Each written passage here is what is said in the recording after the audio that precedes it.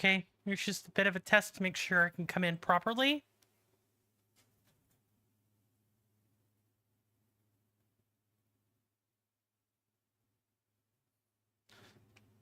Now we're going to switch headsets.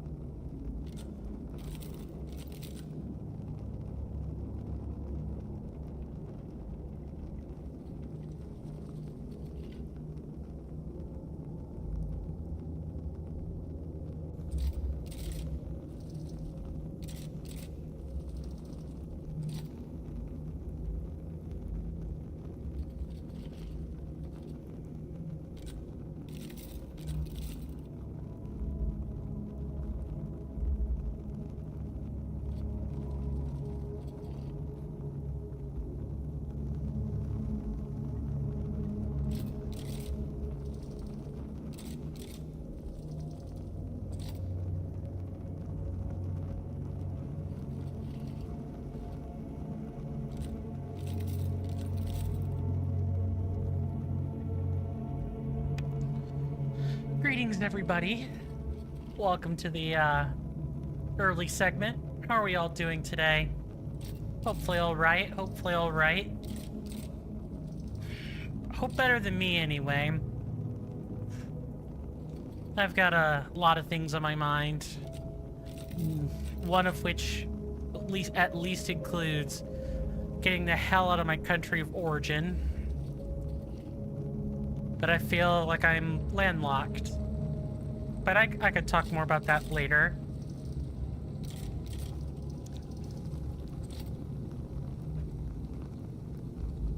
I'm gonna do my best to make sure you guys have a good stream tonight.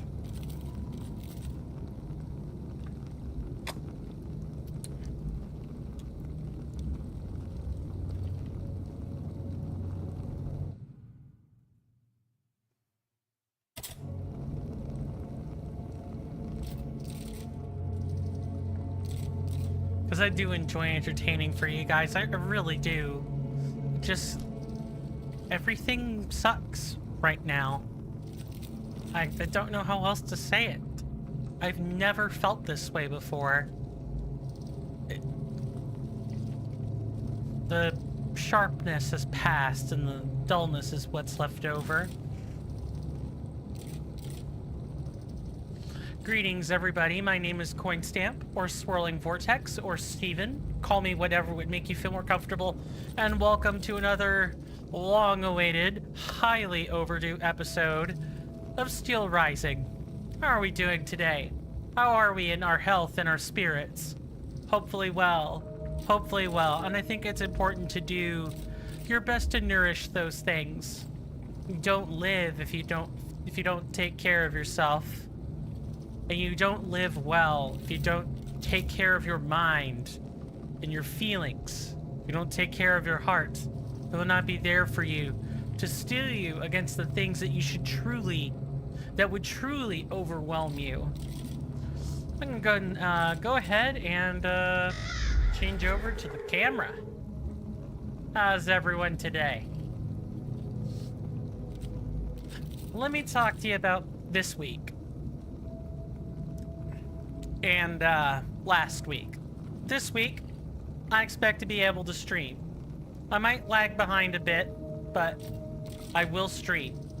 You have my word on that.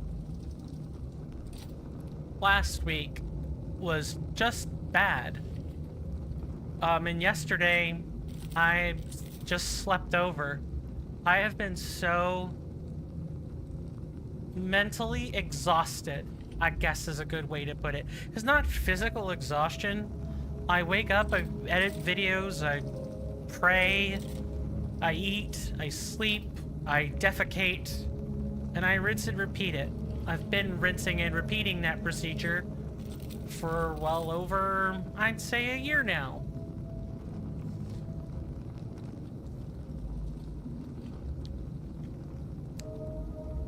But I felt a flurry of emotions this last week. Sadness. No, maybe even, I don't know if grief is the right word, but it feels at least as sharp as that. Fear. Desperate fear. Like mortifying fear. And anger. That one happened later. Maybe even a bit of self-loathing. Here I am thinking of fleeing.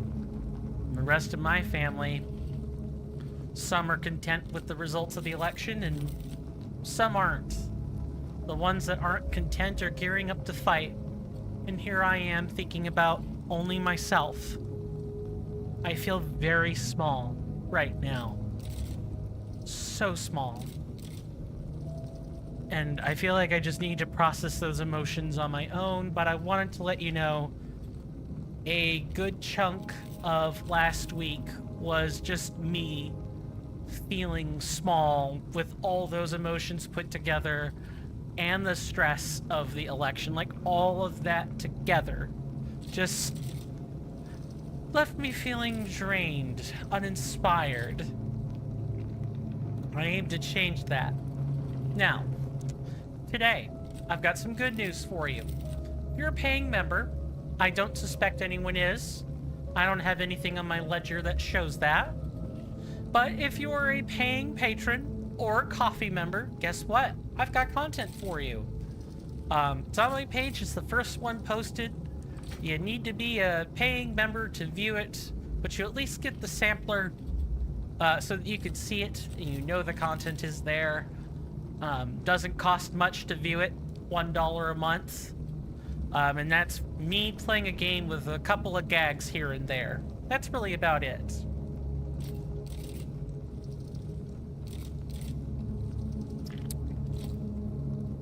And please forgive the low effort thumbnail today. Also Twitch and YouTube, say hi to each other. We're multi-streaming.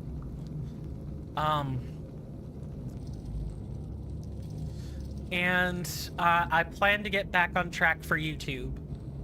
If nothing else, my situation is still up in the air right now, and probably will be for the next 4 to 6 weeks, maybe further than that. It's possible I just may end up moving coastlines from east to west. I'm open to that idea. And if so, you know, my schedule's just gonna look different. I may not even be able to stream, but I will be able to make content nonetheless, while I'm poking around looking for work and finding ways to make myself useful. But in the event that I'm truly on my own, I don't even know if I'll have that. I'm giving people a heads up. Hey, I'm doing X and Y. I do not want to be in the land of a tyrant.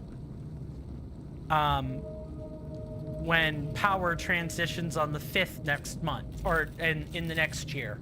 Don't want that happening at all. Because autistic people don't have it easy either. Because even though the rest of the apparatus will be focused on trans people and political enemies and eventually LGBT people, There will be some significant subsection of it, led by people from Autism Speaks, most likely, or another organization just like it, that will come after neurodivergent people, put us into conservatorships or other things, reduce our agency to patients on a checklist, and the parents and people who represent us. I don't want to be there for that either. I want to be able to flee, but the rest of the world is generally speaking less accepting of autistic folk. At best, we're seen as burdens to the healthcare system, and at worst, we're magical demons or scions with power that need to be contained, or else we're abominations that should be put to the needle and killed. In the case of my more leveled up brethren, I don't want that either. And for anyone thinking, I didn't come here to talk about politics, sorry, you're not escaping unscathed today.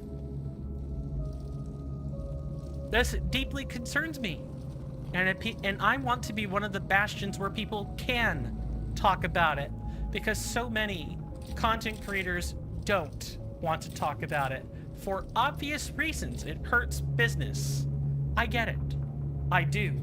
I really do. I am super empathetic. I wish I could be in their position having to make that decision, but I'm not.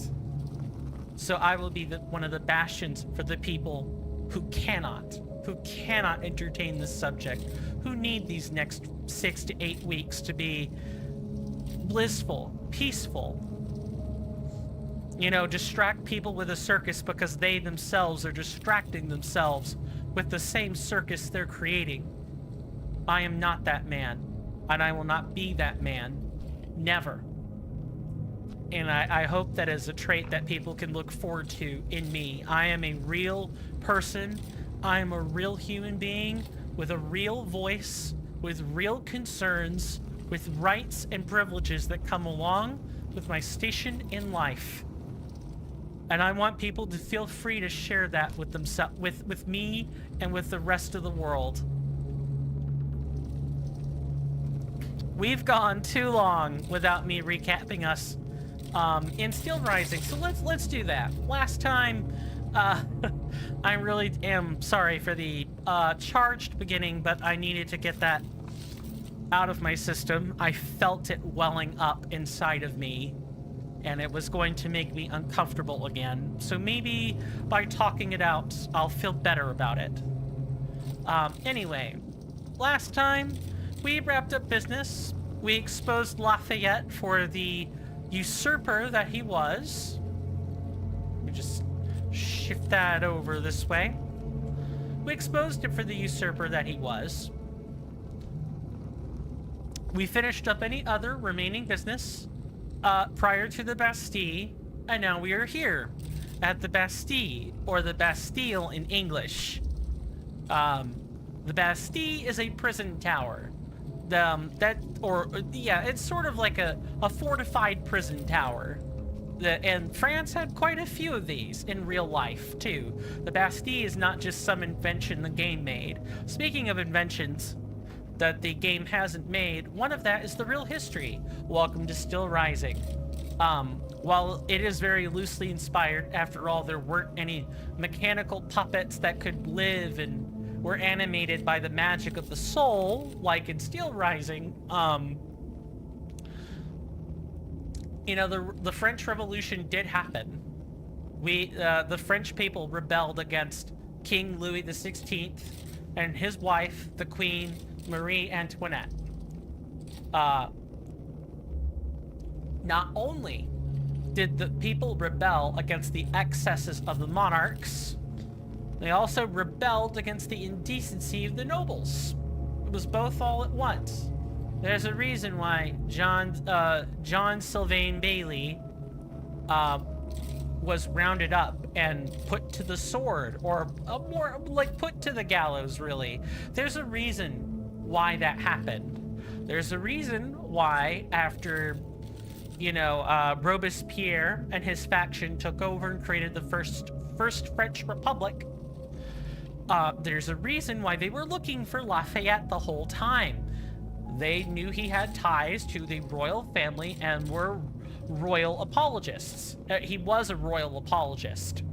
They wanted to put him to the guillotine too. So, the reason I bring all that up is that I have, it's not perfect, but I do have some resources for you. I'm going to demonstrate this now for the people on Twitch.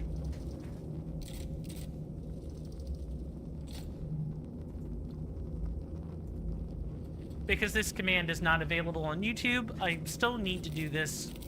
I still need to set up the information on YouTube, but if you guys type in Firebot commands, ! Firebot commands, and you'll click the link that takes you to the commands, you should see I have a ton of information regarding the French Revolution, or a ton of commands related to it. If you guys type in !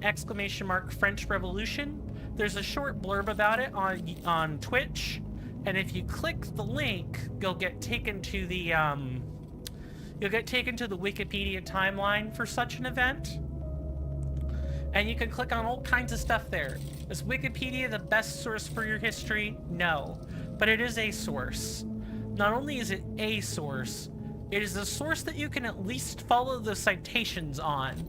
And if something is inaccurate, you could be like, or if you double check a source and you think it sounds funny, guess what? There's Google Scholar. You can double check that stuff. You can even email some of the people that might be contributors to Wikipedia. You can do that, and they will look into it and fix it. Many of the contributors on Wikipedia do have degrees. Like, they don't hide that stuff. You just have to do your due diligence as a user of the internet, so to speak, and do it. Because I want to make sure people are not learning their history from a video game. It'd be one thing...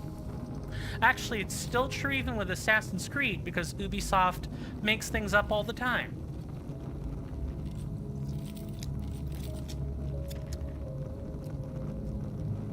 People embellish things or simplify them down for the sake of the game. Can you imagine if the Mars Massacre was replicated in Steelrising? The people in France would have balked at that. It's horrific. That's not the type of thing you should virtually experience without a good reason. And John Sylvain Bailey conducted that, and that's not being touched upon here for obvious reasons. But it happened in real life, and people should know about it. That's why I think it's important. I feel like I need to shift the camera slightly. Hang on. There we go. Now when I'm at the center of the camera, you know, I'm actually looking dead on at it. Good. Good. I think it's important that people learn their history through real historical sources and not through the fabricated fictions and exaggerations of video games. So I've made sure to curate some commands for that. I'm still working on them. There's a lot of people, there's a lot of proper nouns, ladies and gentlemen, in history, and I don't have them all yet. But I'm working hard on it. Amidst trying to handle my own personal life. So I can't say I'll go fast. I've never been fast. But I give you my word that it will eventually get done.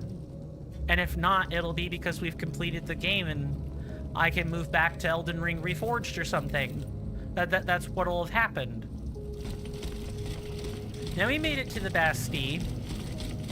And then we had trouble with finding passageways in the Bastille. And you want to be able to find those passageways, because the Bastille is kind of like another cutoff point, so to speak. And I'm pretty sure...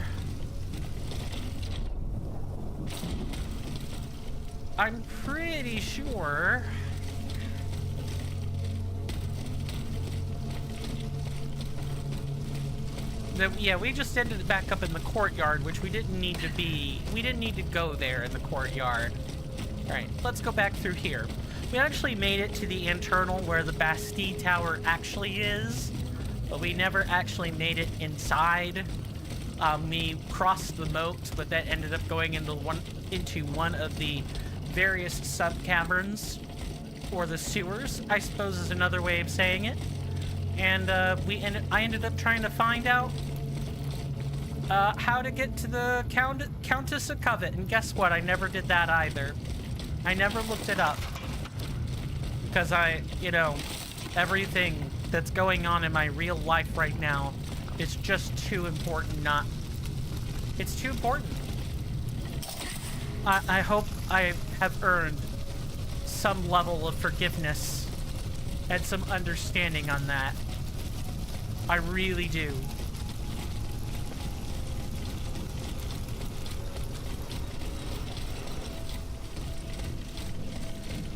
Now, for those who've never seen Steelrising before, it's a Souls-like game, so it's an action RPG.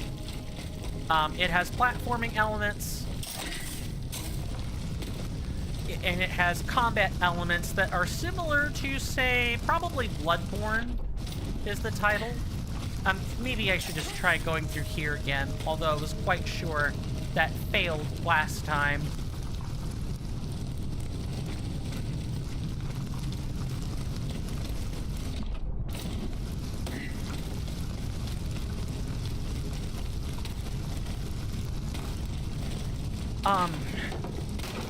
You can jump, move around, dodge. You can do a bunch of stuff. There are stats that you can choose in order to help you determine how best to play the game according to your personal taste. There are various styles of play. You can focus on your ranged weapon, your melee weapon, or, split attention between each. You could choose to focus entirely on physical damage, or you can split your attention between physical and non-physical, or try to emphasize non-physical damage as much as possible, which is where I am. This game was published by Nacon, a French game development company, and was developed and worked on by Spiders. It's the same developers for Greedfall. And I believe not Cave Story, but something similar to Cave Story as well. So Spiders is not like I'm new at this company. It's not a recent company. It's just a company that doesn't make a whole slew of notable games. They're known for some things. This game will now be one of those. But there's some things that will definitely slip under the radar simply because there's just no reason. Like the games didn't perform that well, or they were too local to a French audience, and so on. That's really what that final bit parses down to. Yeah, I could have swore that there is... This feels weak, like you can punch or go through it somehow. But you can't generally do that in Steelrising, so I'm 100% not sure.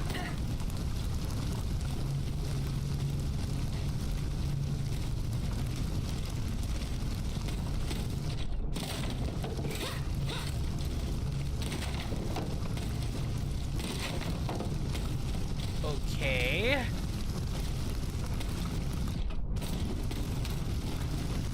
Nice. Yeah, I'm gonna try my best to figure this out. If I have to go into the Bastille and just come out later, fine. I get it. Sometimes it's just how things are, but...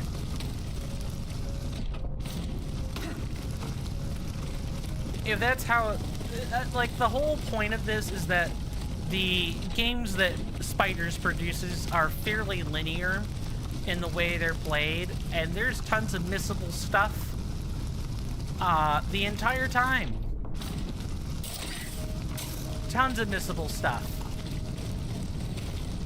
I'm just gonna try going through the fire then, or making my best guess at it. Very well. At least I don't immediately burn up, which is fine.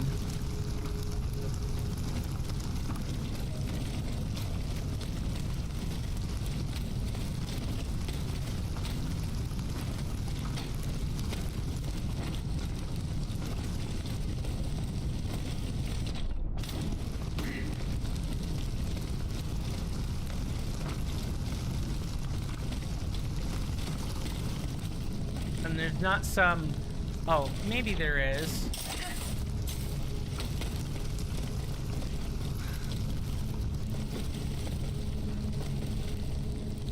There's nothing closer than that.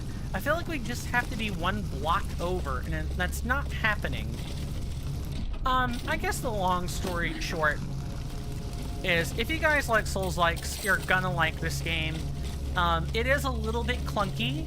A little bit. Once you get used to it, it's really not too bad. There's even a combat rhythm to the way things play out, and stuff is generally not all that balanced. So for example, I have not really switched off my frost ranged gun, my rifle, or actually, what is this again? A musket. I haven't switched off that. And that's because freezing enemies is generally useful. Results in a nice stun. They stay there a while. And beating up on them eventually causes them to thaw out. And meanwhile, oh my god, tons of damage. An absolute, like, crap ton of damage. Yeah, this is how we get to it. We just need to find a way over there. And that's probably going to be back in the sewers somewhere.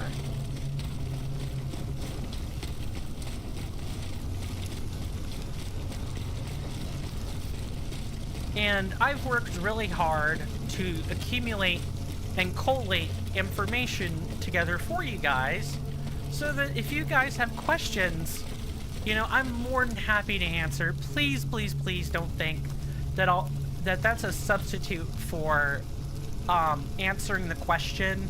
It's just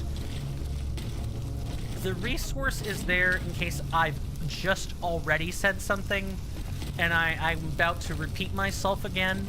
Or, you know, let's say you just want it in writing. There's some people like that. Like, I don't trust what you say. Sorry.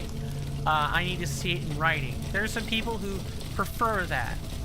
The written or typed information gives out a sense of security to them.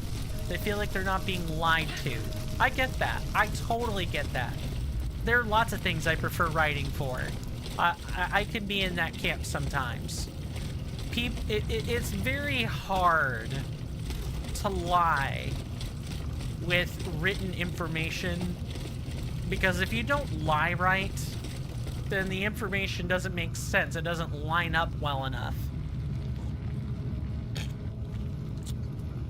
So the commands are there for people who want the writing, who need it, and it's their lifeblood.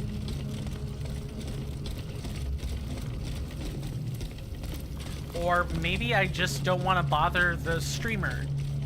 You know, and if you have commands, you know, I could type the command in and, you know, just play around with the resources you've given us.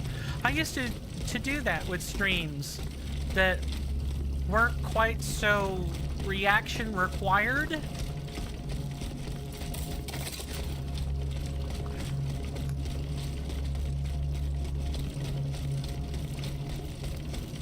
Or, you know, the streamer didn't seem to mind if I just played around with the commands. You know, I could do that.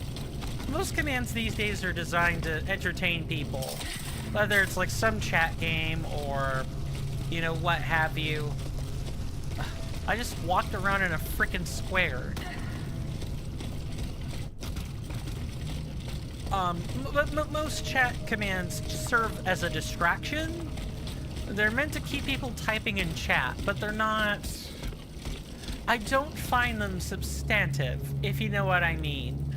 I should be able to cultivate a connection with people by being genuine and true to myself, and perhaps also by making you laugh in the same sentence.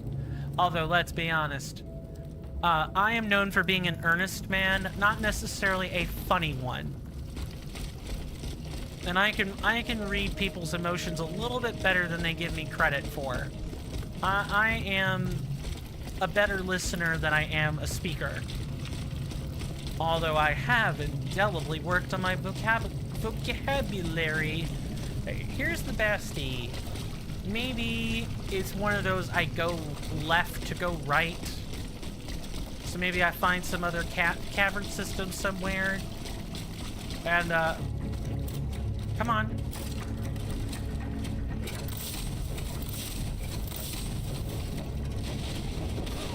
Nice work.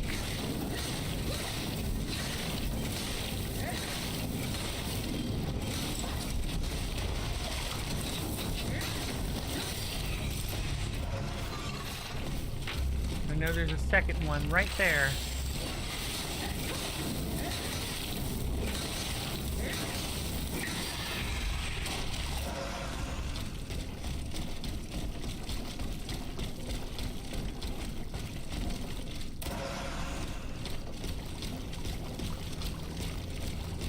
Alright, there is a memory echo here. Good. That's enough, Monsieur Lecompte. My assistants and I are exhausted. We're not grave diggers, à la fin. Now I understand. The task you have been given does not please you.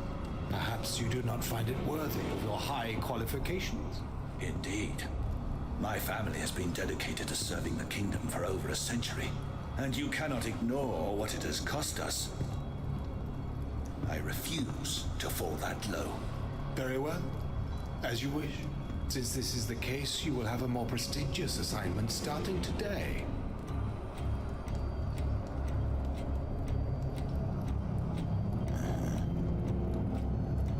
Was there anything else? What about my assistants? Will they come with me? Unfortunately not, mon ami. But I promise you that they will never complain about their fate again. Ah, the wheels turn, and we have found a whetstone. So we have met a new individual through memory. This tool, usually made of sandstone or gypsum, is used by workers and craftsmen to sharpen cutting tools. Because of its size and shape, this item is specifically designed for sharpening long blades, swords, scythes, sickles, and so on. So, dear old Samson over there has himself a whetstone.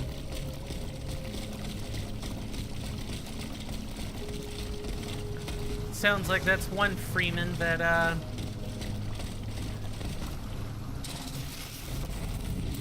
one freeman that very much has his hands dirty, so to speak.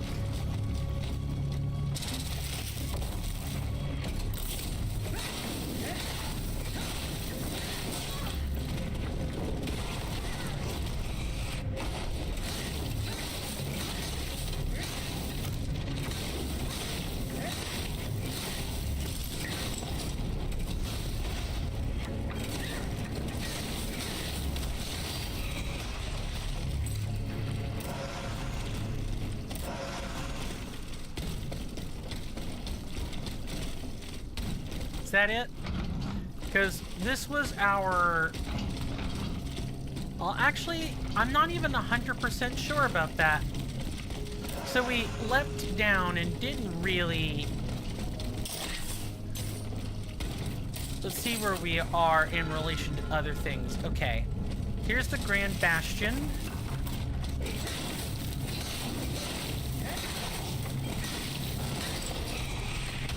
Isn't that nice? Nothing here.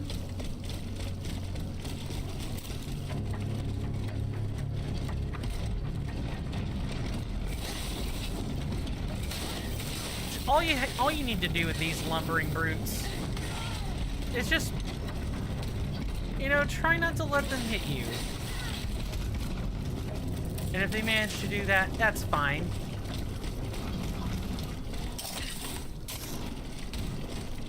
And, you know, even though I haven't hit you, sir, and I'm glad there are iframes here,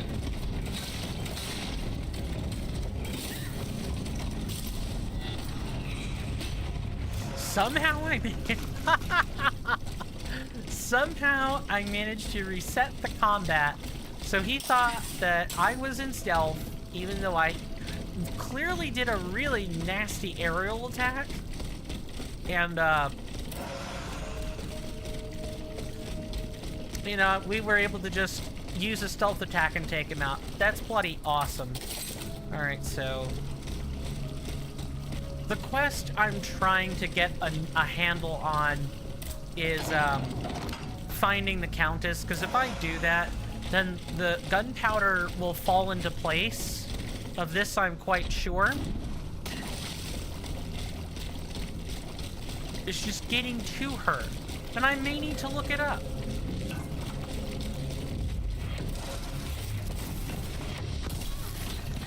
Nice, somehow I managed to, nice.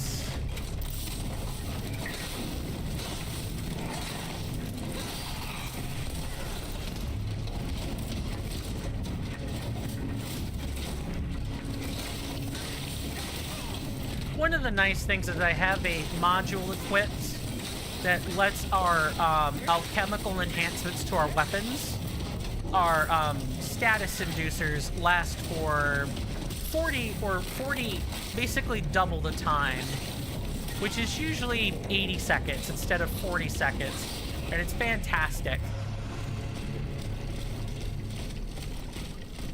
Nothing going on there. Yeah, it's great.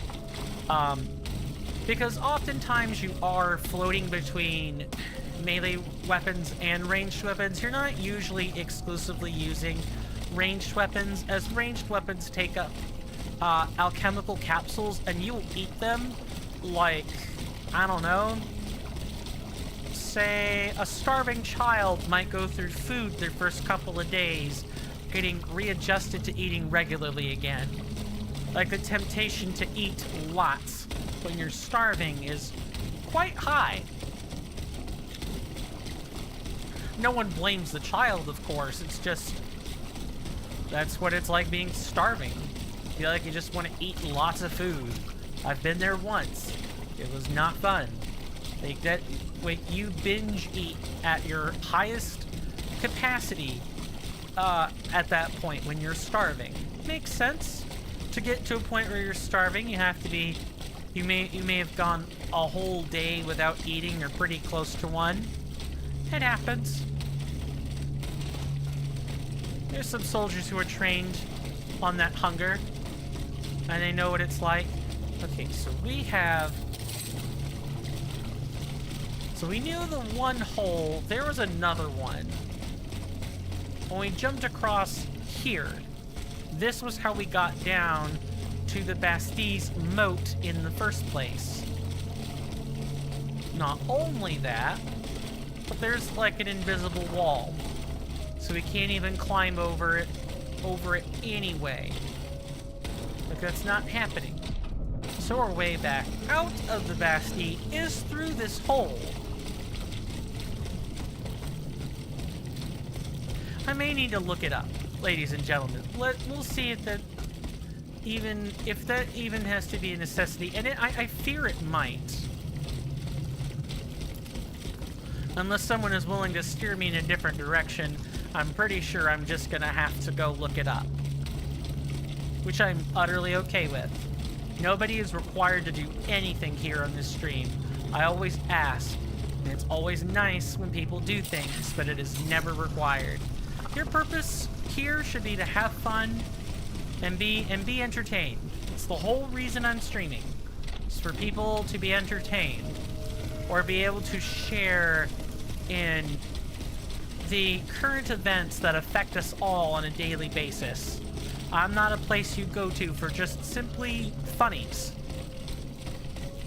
That's a nice sentiment, but I find if people shut out everything else in exclusion just so people can laugh, that's not a genuine experience. Okay, I'm definitely looking this up, because I keep being pointed to back here, and there's no way to do that. There's no possible way for me to get to where they're trying to tell me to go, except by returning back. I promise we'll get to the Bastille today, guys. I want this quest done and dusted. I want it over with.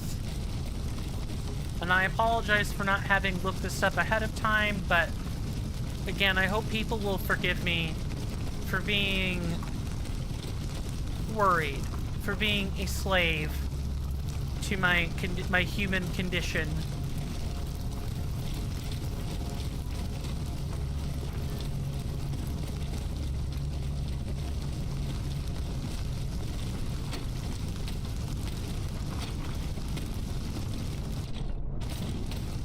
This is definitely how you're intended to get over there. You don't need to like climb up on random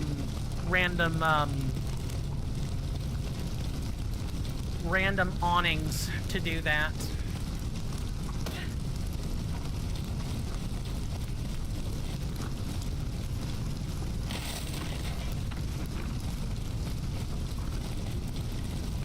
Nothing up there.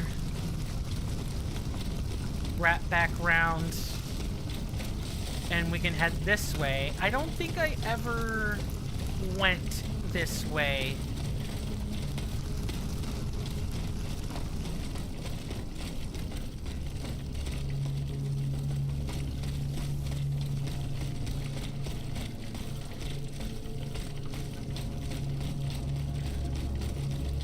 And this brings us back out to the Royal Plaza. Okay. So I have a good idea of where we are, relatively speaking, so we can go exploring. Try to find the places where we haven't really checked out or that I don't really remember going to.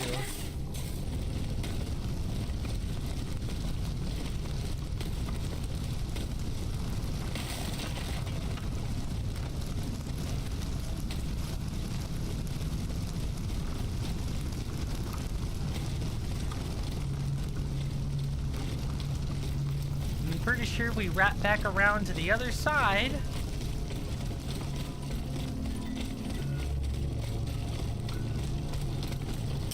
Yep, we can go up here.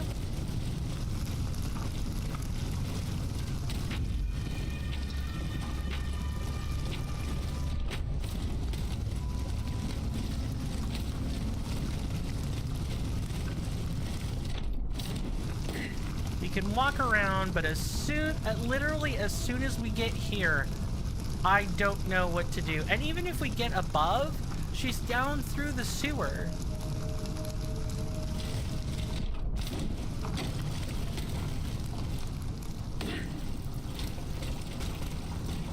Or like she's on that level of it, really.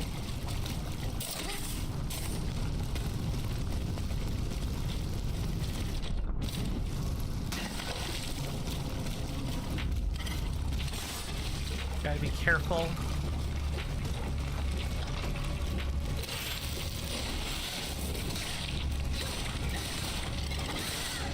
Nice.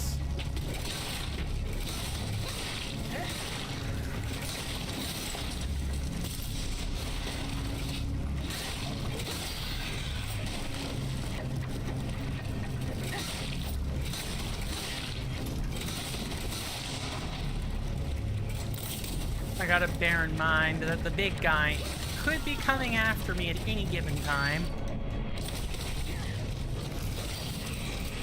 Nice. Got the big lumbering brute out of the way.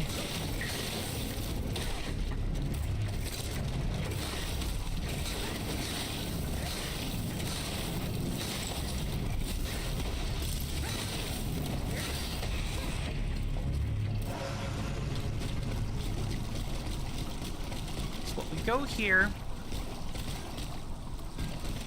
and there's like a way up, way forward.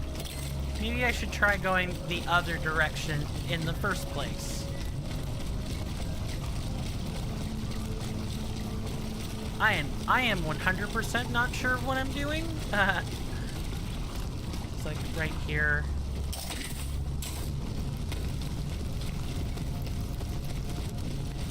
We know we're in the right section of Paris. I just don't quite know or understand which direction I should be going. That is the part that I have concerns about.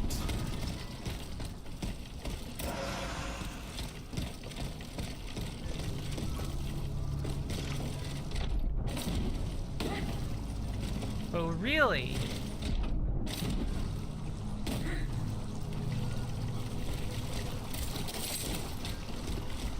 Guess let's go this way. Did I ever go this way?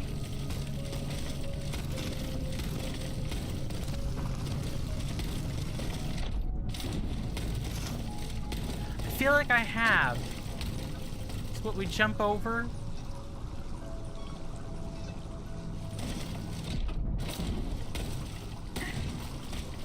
Yeah, there's no way to reach. If I could reach those beams, I could jump over. But they're designed so I can't really do that.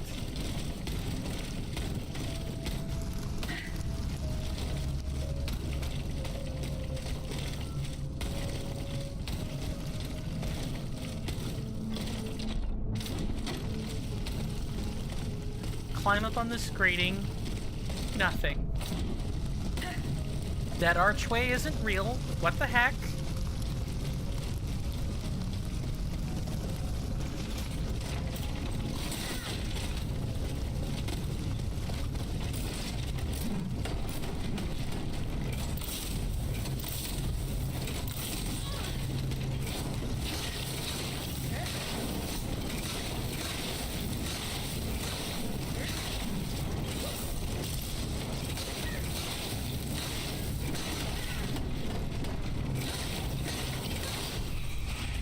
Good lord, man. Don't need to be so hardy.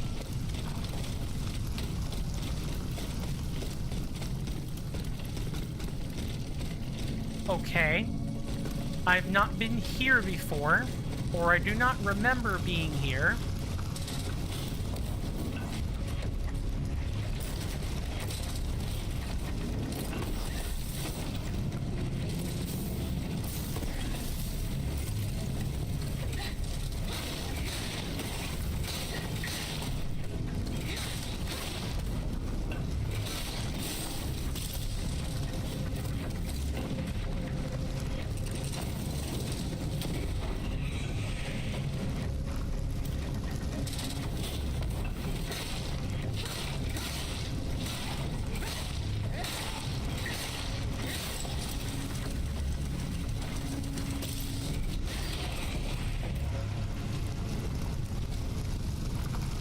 So, oh geez, how did we, was it through here?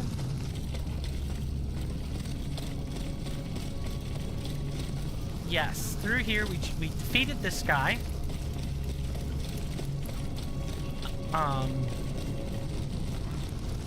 Ran through, had these two dolts to defeat.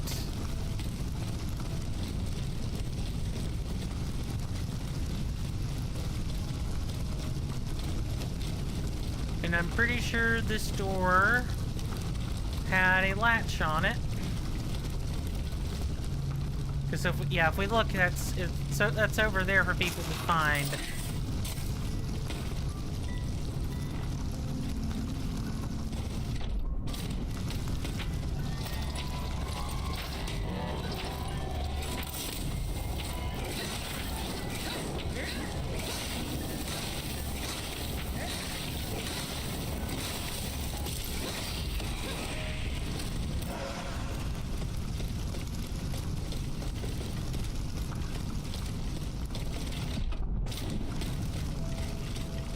Nothing along here either.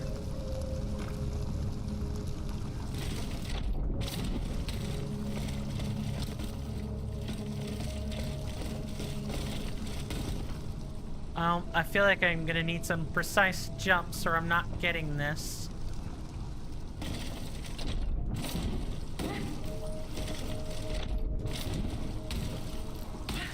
No. Yeah, actually, you can't go over the top of that. You are straight up blocked. Alright, chat, please sit tight while I get to the bottom of this.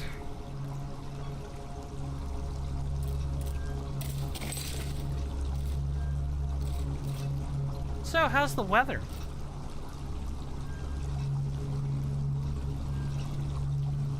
How are you guys enjoying Steelrising? I sure hope you enjoyed it. It would suck if, it would sure suck if, you know, you guys weren't enjoying it. But I would like to know that all the same, too. Like, nah, fam, I get it. You're at the end of the rope. At the end of your rope. Or, you know, I don't like it when you do X or Y. I'm just as much a receptacle for your complaints and dislikes as I am for, you know, the things that you want to see in the game. I would love to know that.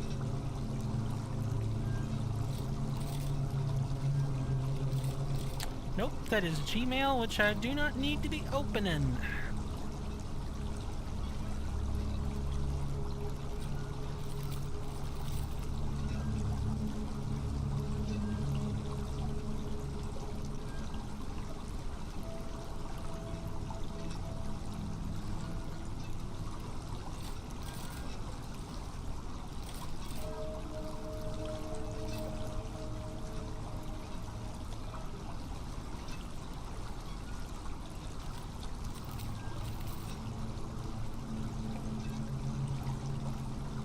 I'm watching a video, give me just a second.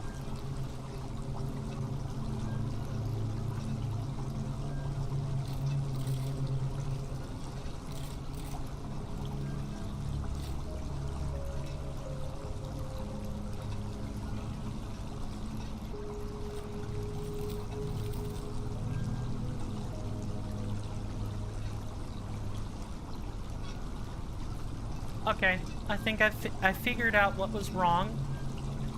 Yes, I sure to God hope so. Because if not, I'm gonna have to pull out my phone again.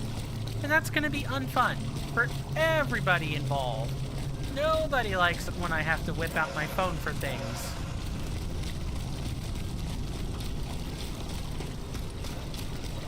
I could have swore there was a grapple point, but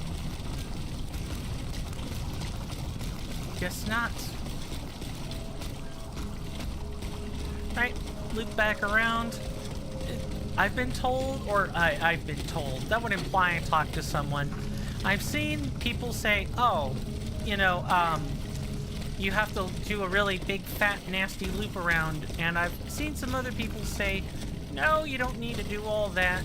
There's literally a grapple point right in front. Just break down a door. Just break down a door, man. That's all you gotta do. Break down a door. Me over here breaking doors. Why is she behind a door again? Ah, you idiots, because the quarter where the Bastille was located is burning. The broken door the door you have to break down should make some amount of sense. It does. I just hate it, and it's not relatively obvious. Maybe I have streamer brain, and I'm just not looking the right way. That is certainly possible. I don't mind if that's what it is. I'll admit to streamer brain. It's happened. Talking and gaming is hard. One of those two, you've got to be freaking kidding me.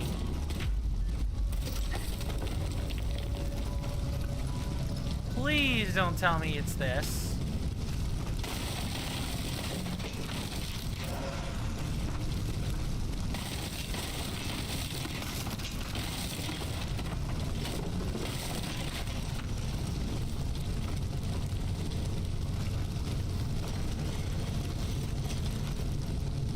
No. Okay. Fine. Utterly fine. And what was even the point of this? Just fat loot? You know, hang on. Nope, nothing. There's nothing.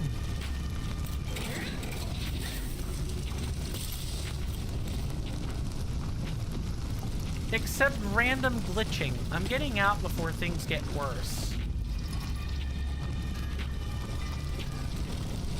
Alright, so there's a spot right here. You kind of have to do this big workup to get there, right?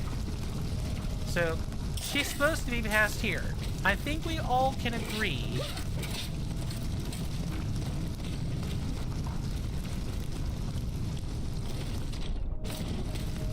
Oh, nothing up there.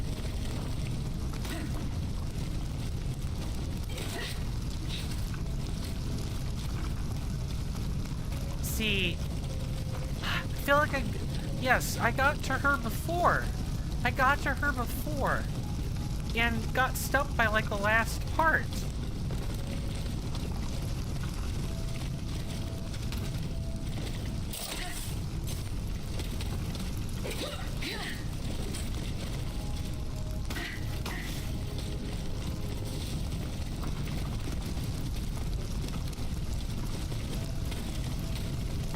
Are you serious? Are you serious? Right now.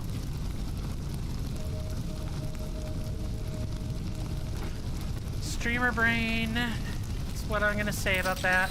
It's here, isn't it? There's a door I just didn't check for. Yep. Sure looking like it.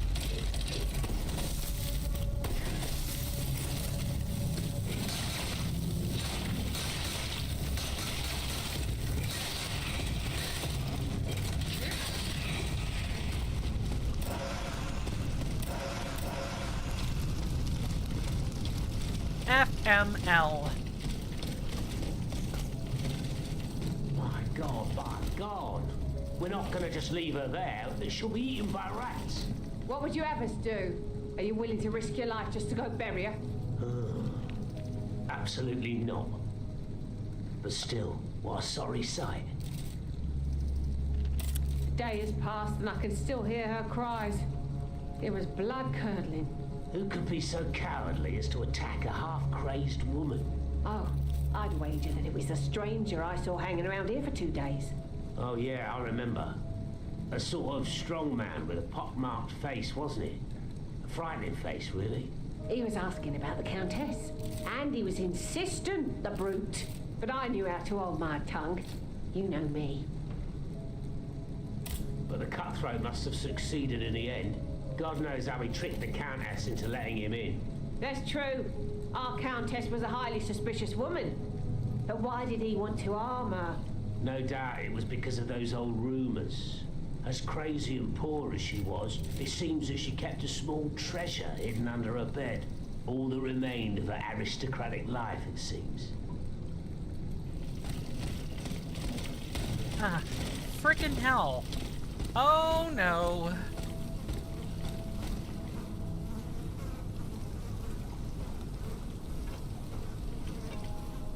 Well, I think we can, we're gonna have some bad news, ladies and gentlemen. The Comtesse de Corvée. There is nothing more that can be done. This woman was not the victim of an automat, but of a murderer made of flesh and blood. I must immediately inform Monsieur de Mirabeau.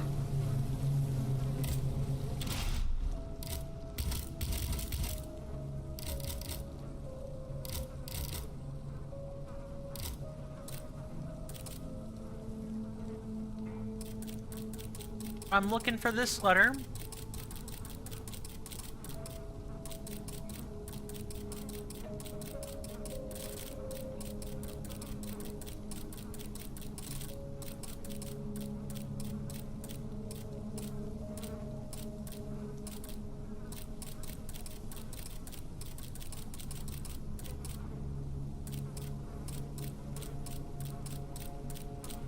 I should have read it.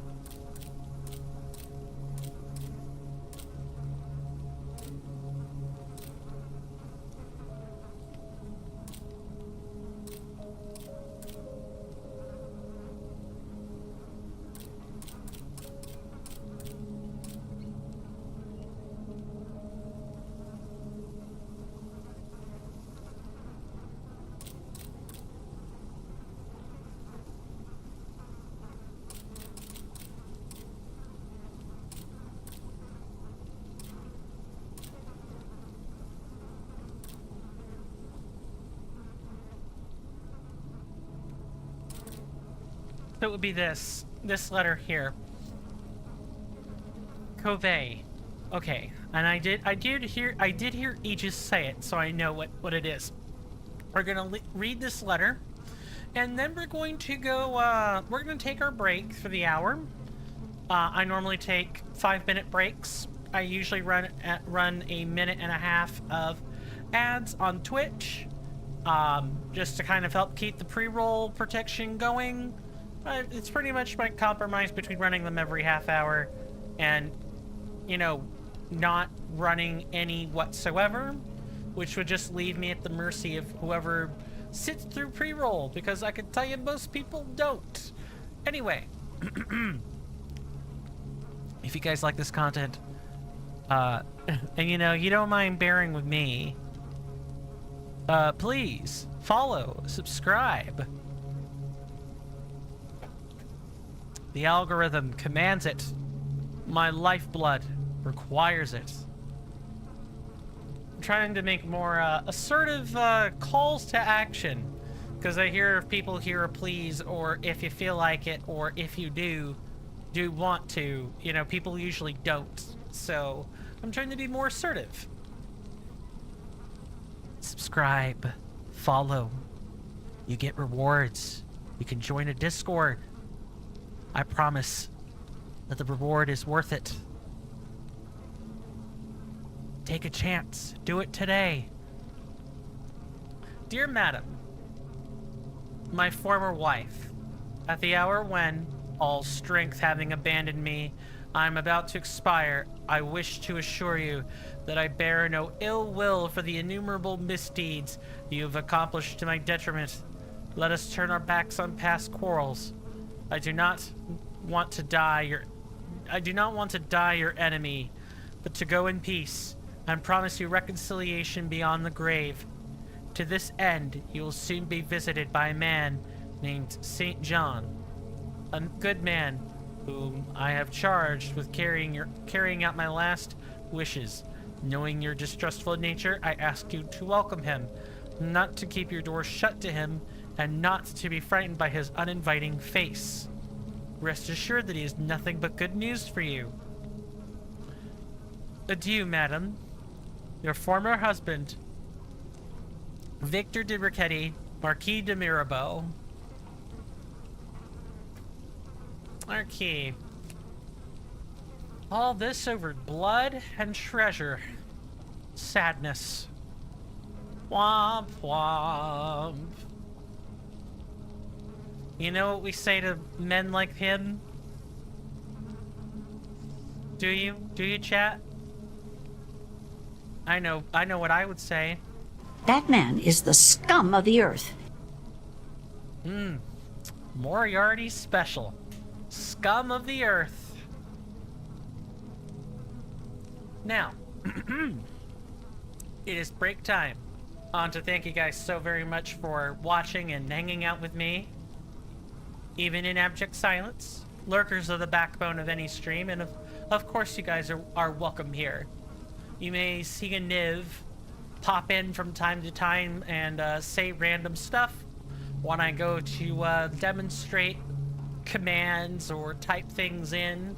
You might see a Niv pop their head in and say something. Tell them hi. Let the bot know you're here. And a Niv will treat you to a delight of random AI gobbledygook. No, in all seriousness, thank you guys so much for hanging out. I really do appreciate it. I'm gonna try to get back up off my feet and try again. Because Steven, if he quits, he doesn't quit for long. I'm down, but I'm not out. And that's exactly what I intend to prove. I might have fallen down, but I will get back up. I might fall 7 times, but I'll rise up 8. And with that, I will see you guys after the ad break. Thank you.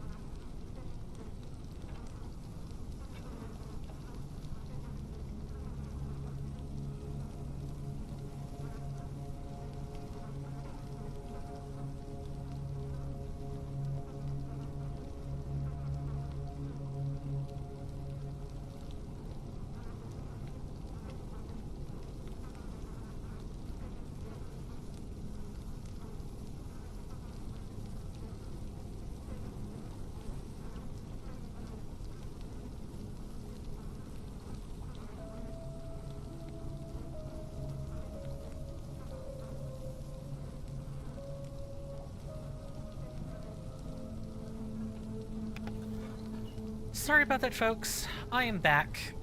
Before we continue, but I am going to go ahead and transition screens here. I have a Discord. It's free to join. I have tons of lovely benefits. All you need to do is follow the channel or subscribe to the YouTube. Those are free things that just take one click of the button and it's done. You don't even need to fiddle with the notification button. YouTube and Twitch will do a good job of letting you know about content that's relevant. Just pop back in every so often, or change the notification bell, or you will have I will eventually be sleeped for content creators you keep up with. So if you're going to follow or subscribe, check that notification bell. Otherwise, here's the Discord.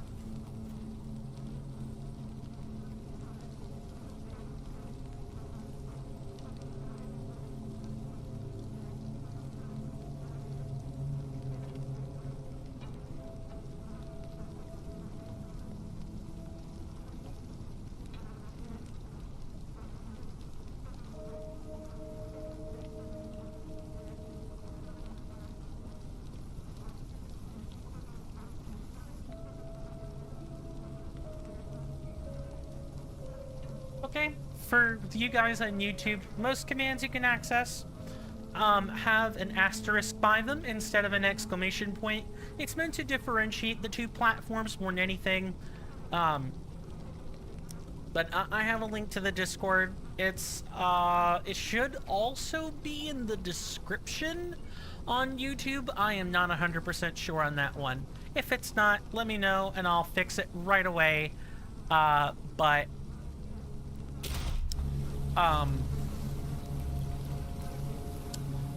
Generally speaking, I do my best to make sure all my information is like jotted down ahead of time for streams. Our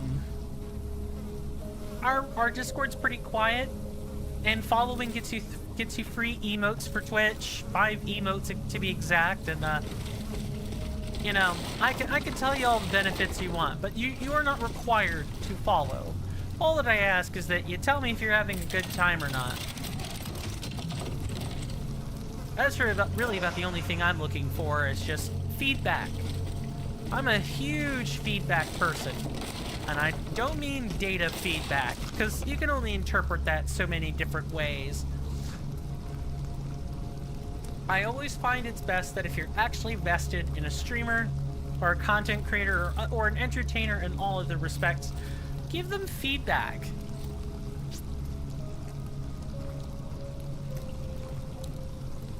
That's one of the best ways to be helpful. Now, of course, feedback is not required. Like I said, I have heuristic data to fall back on, but it's always nice to have it. I can do much better with feedback as opposed to no feedback, at least in my personal opinion. But feedback does have to be earned.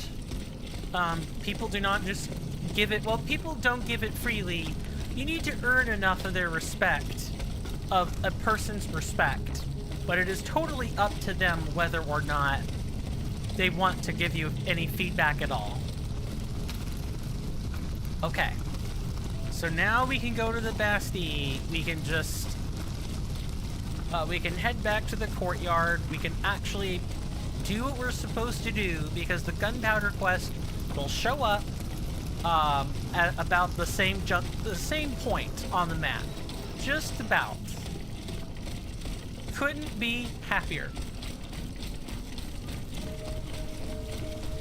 For those of you who don't know, I also am on Patreon and Coffee. I mentioned that at the beginning of the stream. I'm going to mention it again, because Patreon and Coffee are... I've been meaning to promise this for a while with Patreon and Coffee, but I wanted to provide you guys exclusive content on it. It's just now that I realized that directly posting video is kind of how I will, fulfill that promise to you. And of course, YouTube, Twitch, you guys won't be precluded from it. But Coffee and Patreon will get their first dibs. They get a whole month to watch that. And then I'll make it public on YouTube, and I'll make a story about it on Twitch. I'll actually learn to do that. That'll be happening on the 11th of next month.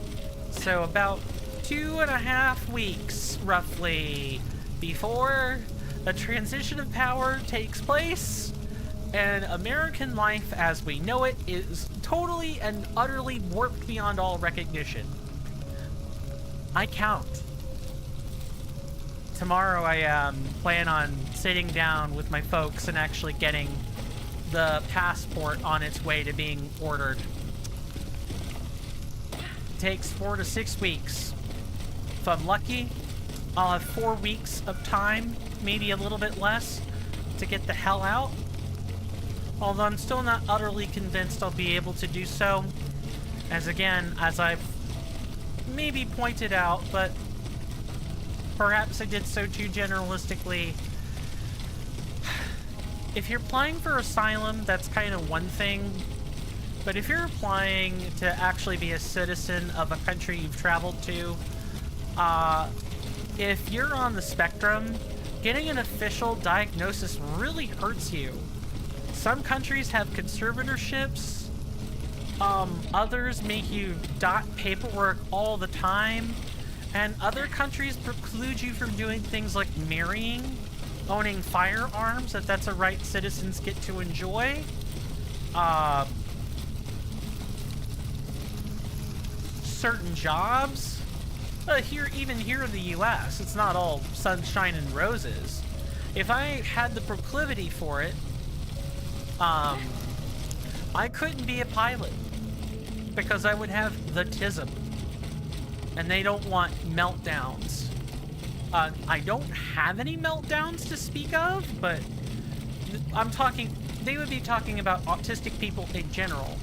They don't want people that could potentially have a psychotic or mental breakdown to fly a plane or drive a tank or operate watercraft or, operate surgery on your body. Or perform surgery on your body. They just don't want that stuff. As disgusting as that is.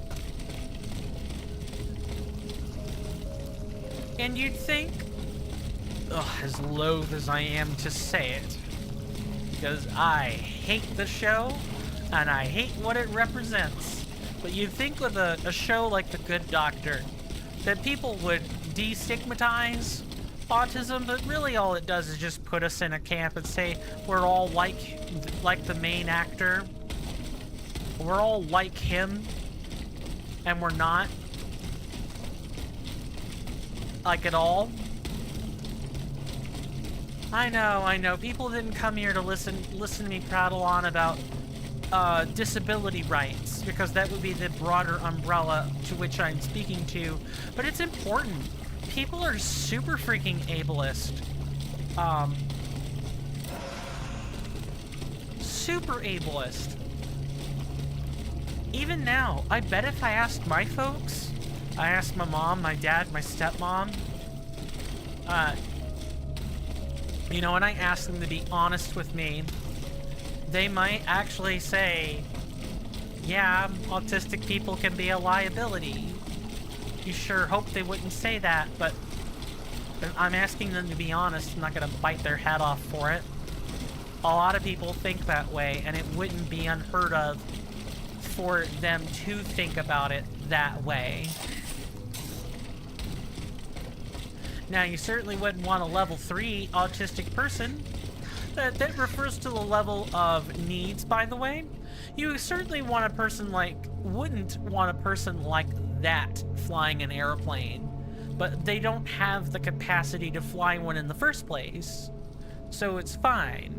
It's the level 1 and 2 people who can still technically hold jobs with given assistance that are precluded from being able to do that. I get it, but it's also the typical it's the neurotypical bullshit of, well, you're just different. You don't process social needs the same way we do. You can't compartmentalize the same way we can. You can't just turn your head off and do what you're told. You constantly have to ask questions. Blah, blah. I'm like, yeah, I can. It just depends on what. Oh mon du ciel!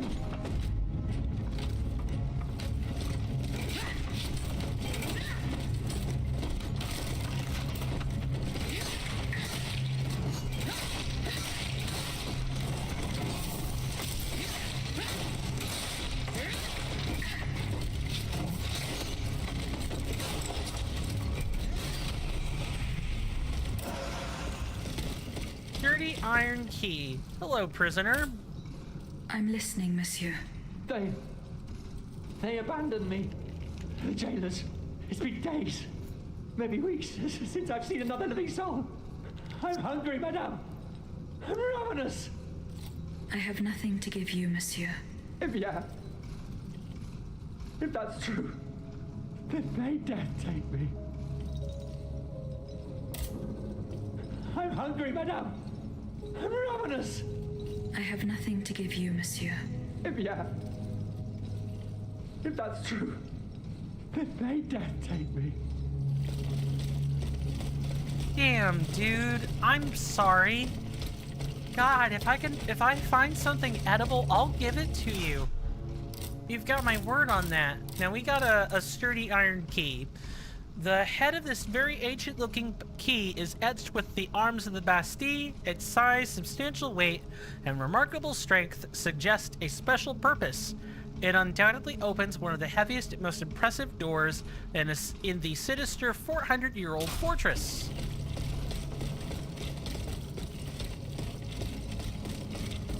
Must be this one, right? Yeah, sure is. Before I do that, I would, of course, like to figure out a manner in which I could, loot the place. Because we might not be coming back here except once. Alright. I thought that might be how we get here. Just look at all these dead prisoners that no one except you and I playing and watching the game are going to give an absolute F about. Hello.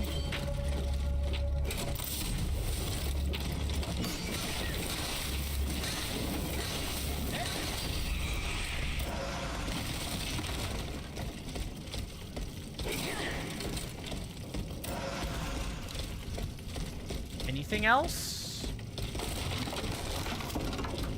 Oh, look, torture devices. And not the kinky kind either. Just straight up murder. You do this to a man and he dies. Not hard to imagine how. I don't think I need to spell out what the torturer might do.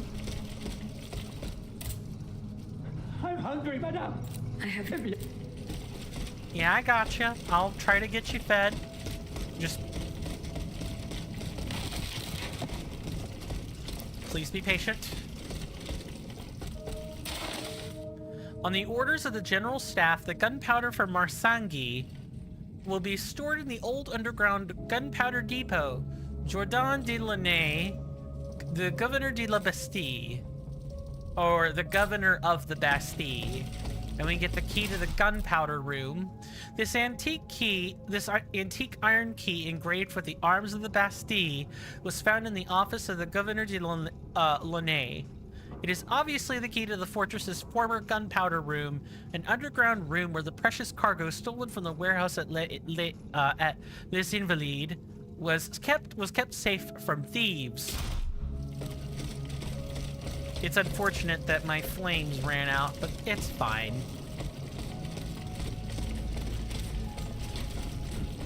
Ooh. This reminds me of going through Castle Stormvale.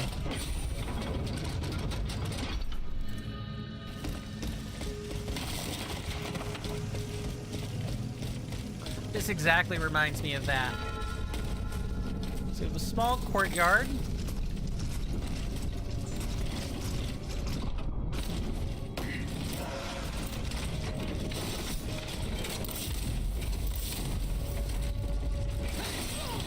Nice.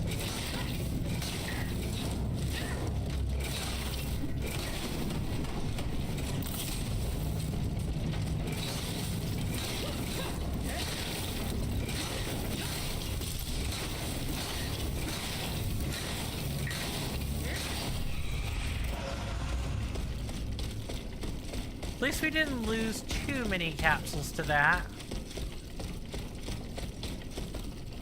Really?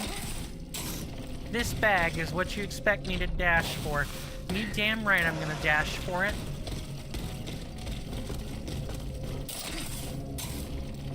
And it's been going back to real life for a minute. It's been a while since I hung out with my sibling and my mom just the other day, but I'm missing some of my other friends. Oh, well, Kylie. My good friend Kylie, too. I've not forgotten that. But I'm missing some of the other friends I have. And I don't know how long I have before I flee. I'd like at least one good chance to see them again. And I'm sure, assuming that I survive, you know, and nothing bad happens to me, you know, I'll be able to talk with them over comms or, you know, on Zoom or something, but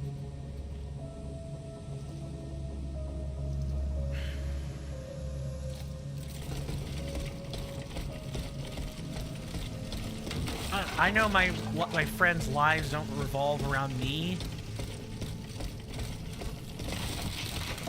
I know they don't. So if that doesn't happen, I'm okay with it. I'll survive, I'll manage. The depths of despair truly forge a man after all.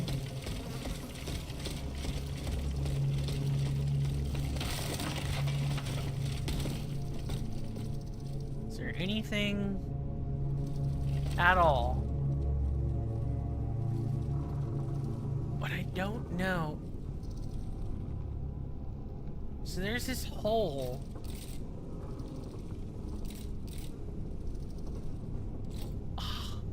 I just can't tell.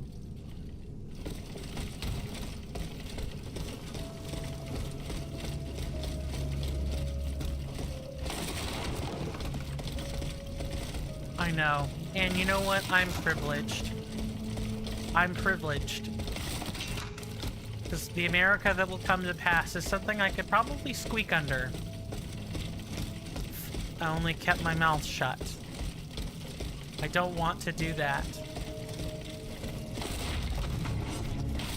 I mean, I've done it my whole life because it was nobody's damn business. But it's different when you've got your choices taken away from you.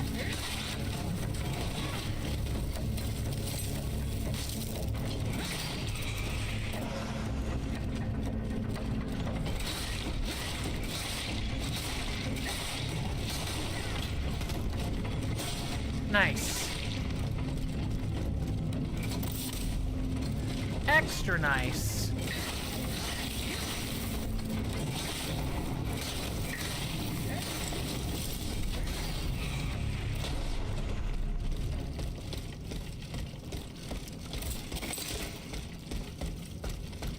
But I know I'm privileged.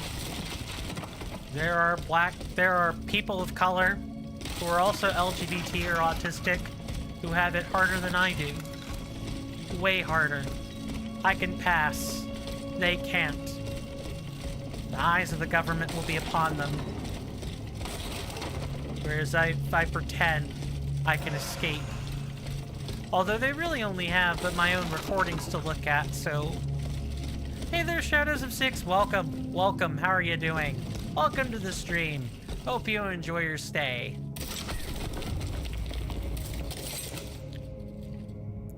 It has to have been a wild couple of months, huh?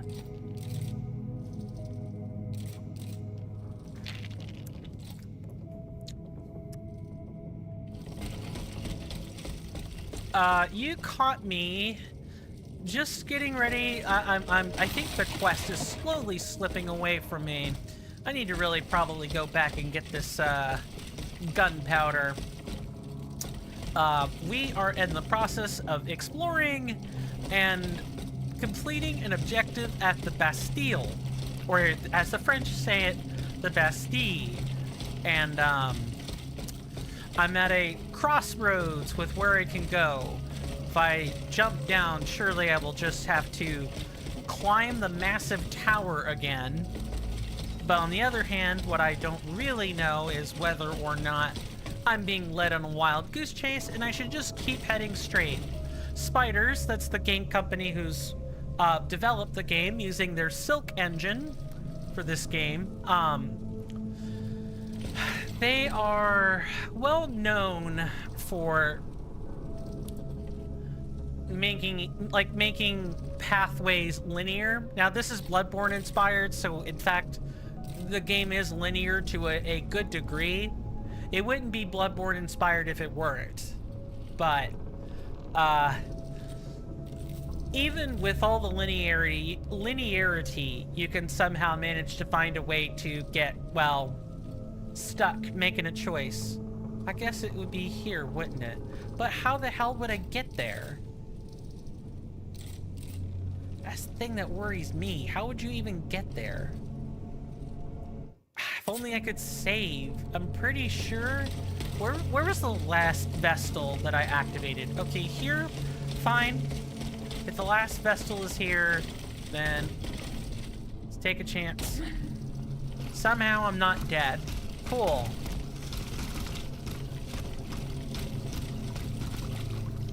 So somehow I'm still allowed to turn around and my god, I'm allowed to get out of the castle, but now I have to go back through it. Ugh. Gross. Let's see if we can't find this gunpowder. So, in case you are not familiar with the game Shadows of Six, if and you still happen to be here, this game is loosely inspired by the French Revolution. If you'd like to know more, you can type in !French Revolution, all lowercase, all one word, into the chat, and it takes you to the Wikipedia timeline for the French Revolution, as I find it incredibly important that we are not learning our history from video games. It's always important to learn it from the real source instead, whenever possible. So I've collated a nice little collection of commands to help people with that. Now maybe I should probably have a bot timer spit that out for people every 2 hours, but ooh, I wonder, is this it? This was locked to us before. Yeah, we have the key for that now. The gunpowder is here. What shall I do with it? Destroy it and spare Paris another disaster? Or ensure that the Marquis de Lafayette will be able to use it?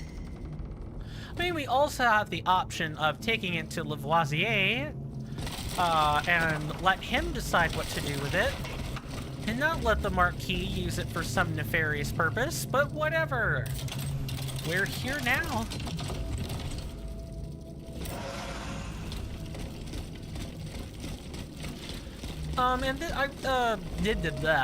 This is a Souls-like title, so it's an action RPG, an ARPG, and you increment your stats when you level up. You can upgrade your gear, you can upgrade the materials used to heal yourself, the oil burette, your flask, so to speak.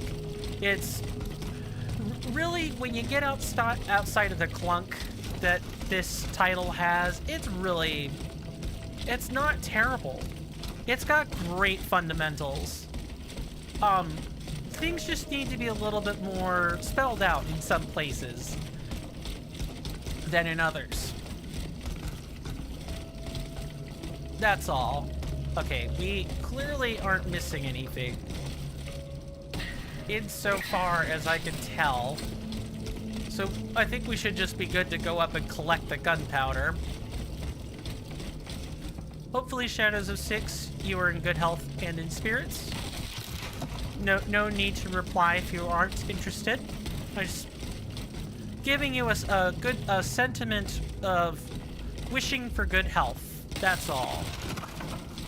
Wishing people well. That's mainly what I want to do today. Wish people well. Okay, so what I don't know is doing something you're good? Glad to hear it. Glad to hear it. If'n you don't mind my asking, how was work? Hopefully, I trust work didn't tie you up into knots. Slash people being airheads while in the office. Nope, these are the echoes, and that's not what I'm looking for. Tiring? I hear ya. Yep. I wish I could be tired like that. Oh well. Well, I trust it went well other than being tiring. Too bad you're not double jointed. 'Cause if you were, you'd be able to bend over and kiss your ass goodbye. Thanks for redeeming that, Devious. Welcome in. Welcome to the stream. How are you doing today, madam? Ma'am. Excuse me, madam would be unmarried. It would be ma'am. How are you doing? Good to have you. Let's get that shout out rolling.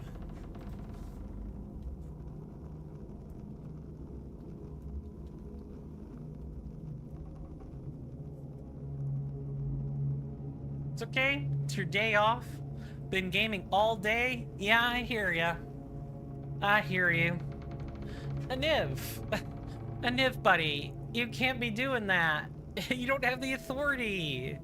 Yeah, so first, if people don't know who Devious Grace is, they are a variety content creator just like I am, but their sphere of focus is horror games, along with some other RPGs. My sphere of focus tends to strictly be action RPGs or RPGs of another nature.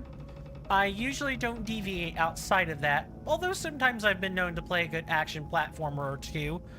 I'm not terrible at platformers, just not the best at them. That's all. If you don't know, I'm sorry, let me try that again. If you hadn't considered following, you should seriously do so.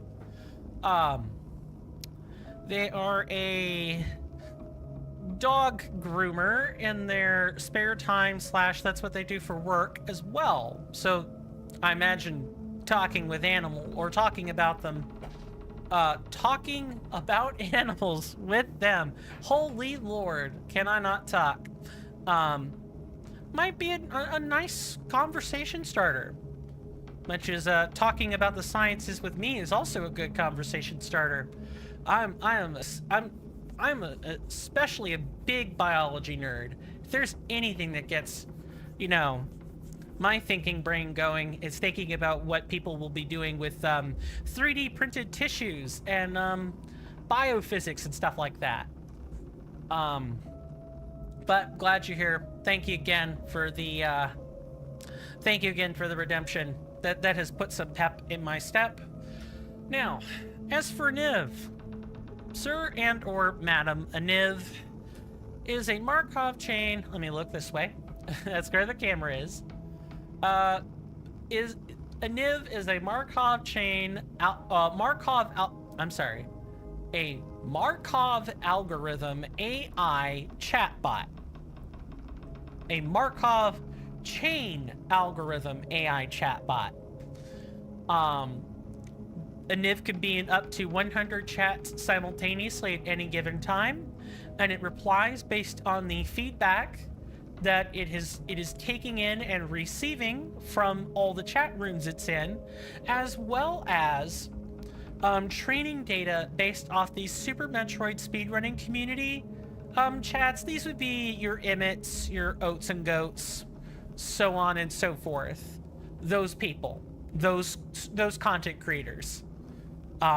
And If people are trolling a Niv might troll. If people are emote spamming with a Niv in there, a Niv will probably pick up on that and emote spam too. In my case, a Niv seems to have tried to take command of the shoutouts and is shouting out a good Twitch associate of mine. His name is MonkeyFunk4D. Let me actually show you how it's done, a Niv.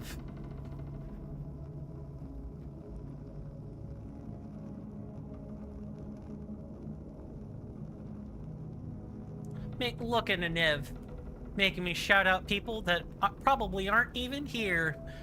For those who don't know, MonkeyFunk4D is also a variety content creator like I am. They have a Twitch, they have a YouTube, and he actually inspired me to start the Patreon coffee series of Dragon Age, of the Dragon Age trilogy, to prepare myself for Veilguard when and or if I can actually get it. I'm looking forward to playing Veilguard, even though the reviews have apparently started tanking for it. That journey is available to watch for $1.99 a month on Patreon and Coffee. Those are the initial tiers. And it's different compared to the Dragon Quest series that's publicly available on YouTube. That's just a yoke of a different thing completely. But if you guys like watching private content, do consider checking it out. Well, Aniv, I hope you've learned not to do that. Hopefully you've learned not to do that. Nah, who am I kidding? Aniv will say it over and over again. Or start shouting out different people, because that's what I usually end up doing most of the time. It's like my most commonly typed thing. So Aniv is trying to be a helpful little assistant. Right, what we wanted to do is look at the quest.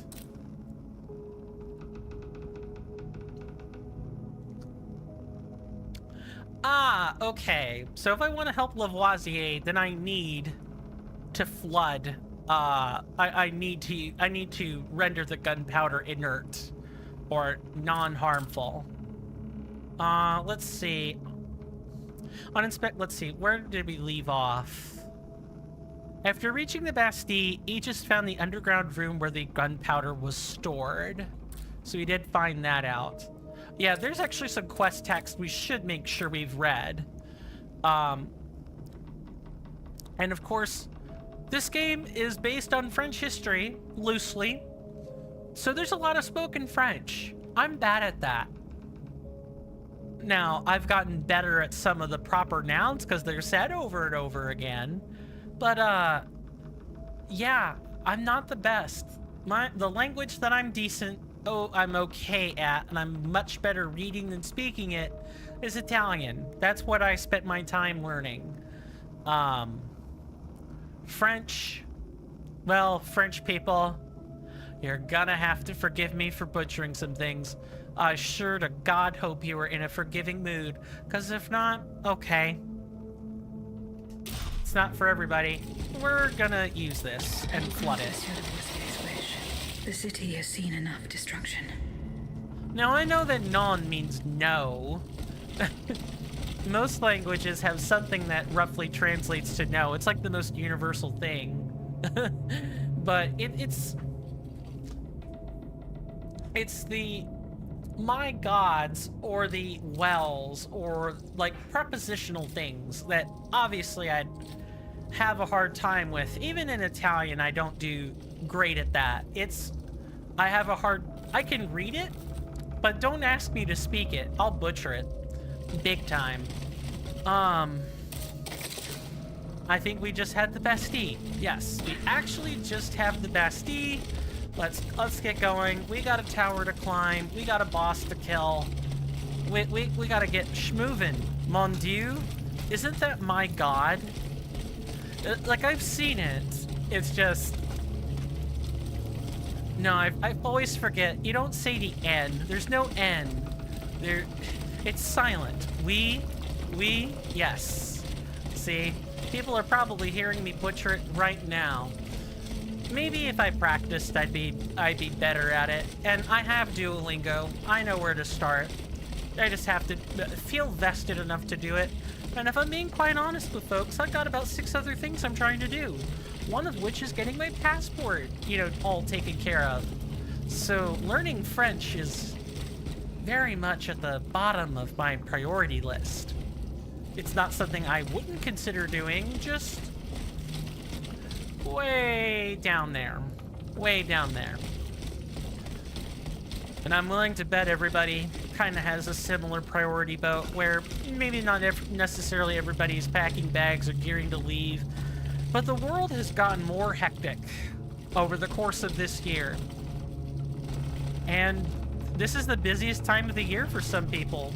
Okay, let me actually get back up to where the Bastille is. I could really imagine that. This year is rough. This year is probably the roughest year I've experienced in my entire 32-year-old life.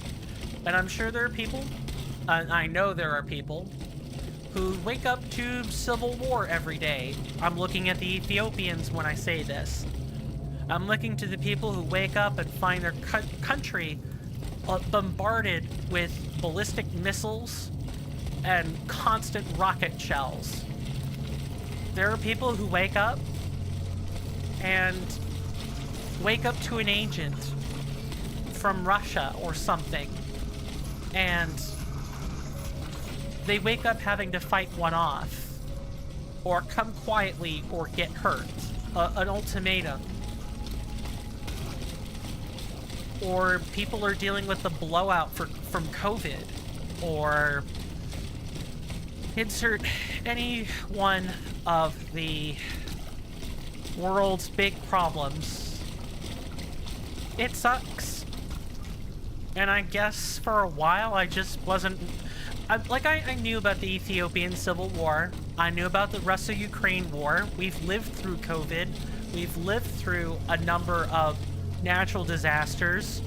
Hurricanes, Hurricane Helene, tsunamis, earthquakes, volcanic eruptions this year. So much natural disaster. So much natural disaster.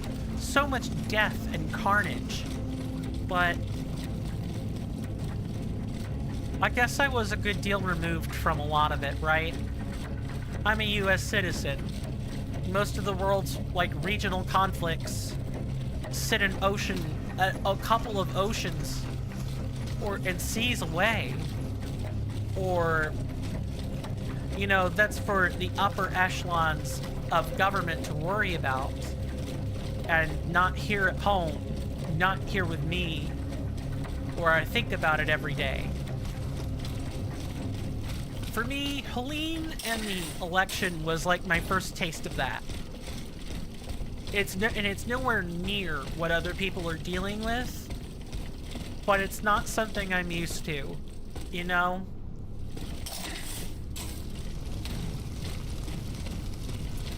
Sounds like I'm whining. I am whining. I think that is what I'm doing. I'm whining.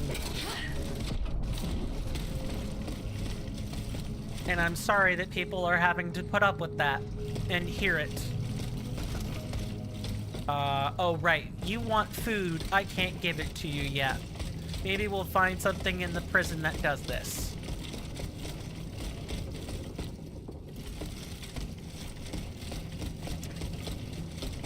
It's just hard not to think about.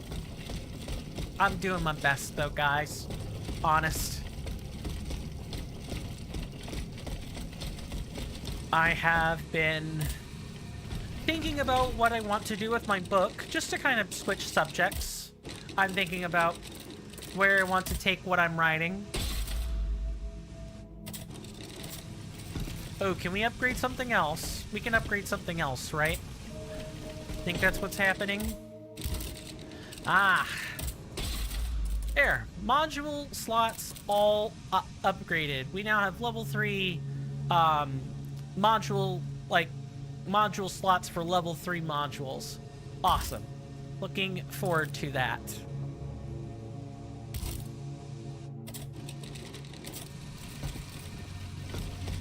It's nice to have a system of upgrades going. Let's get back to it. For those who don't know, I am slowly working on a high fantasy, dark fantasy pair of novellas. I've already decided that I want it to be a two-parter. And I'm on the world building stage right now. So I'm not even looking into writing the plot. It's the background stuff. And I am dealing with the subject of undeath. Not like zombies or, mutants, but more of the magical undeath variety, where people are just... They're not in a state of living, but they're not in a state of death either. And the processes of life still power them, but their healing doesn't exist in that form. People just have discardable bodies because the soul is what matters. The bodies are replaceable. I am very much so magical depression. Maybe.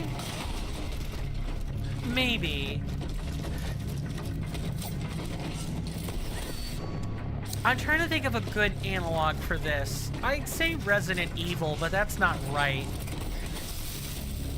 Because Resident Evil is like in the modern world.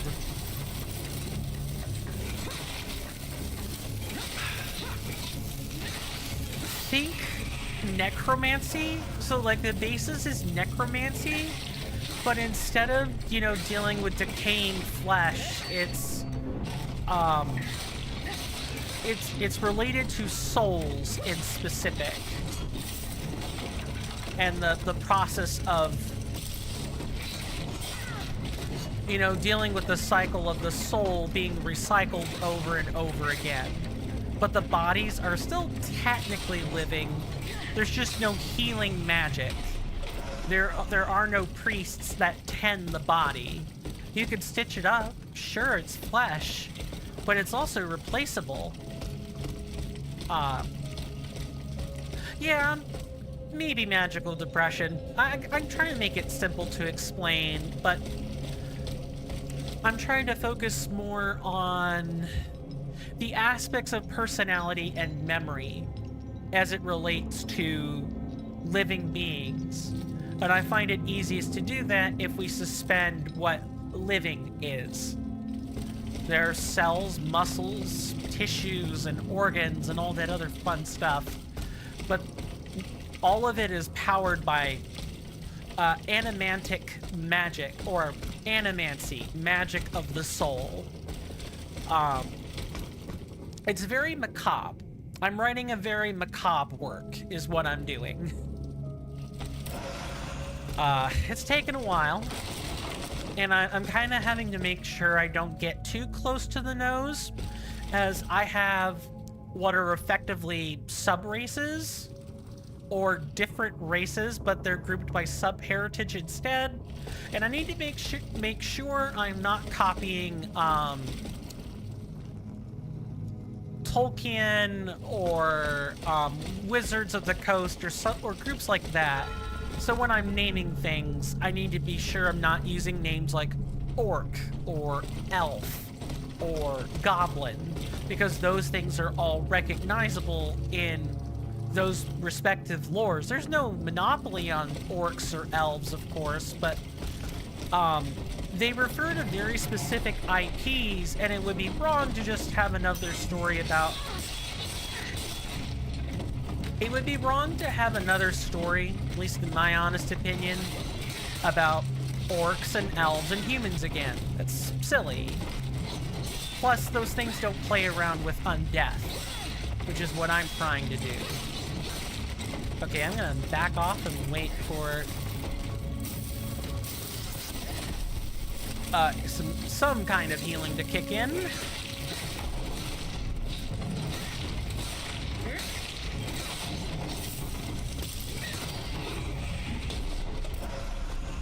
A gilded key. Man, everything is just dropping keys today. If only this were an Ocarina of Time randomizer.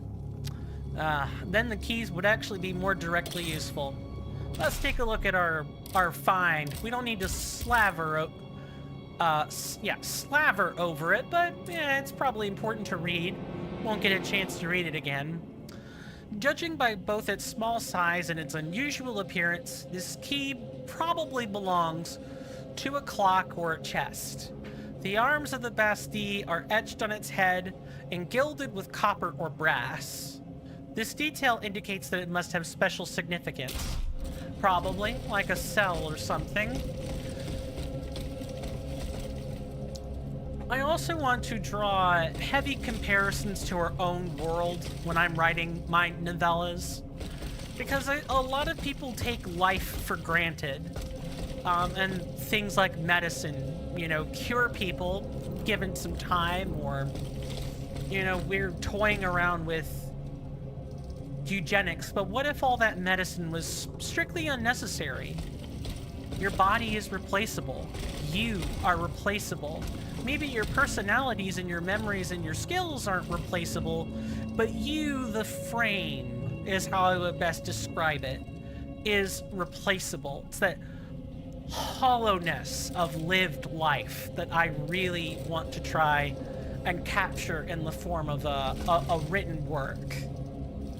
And, you know, also the restoration of a fully living life with flesh that can be mended, and there is purpose for doing so.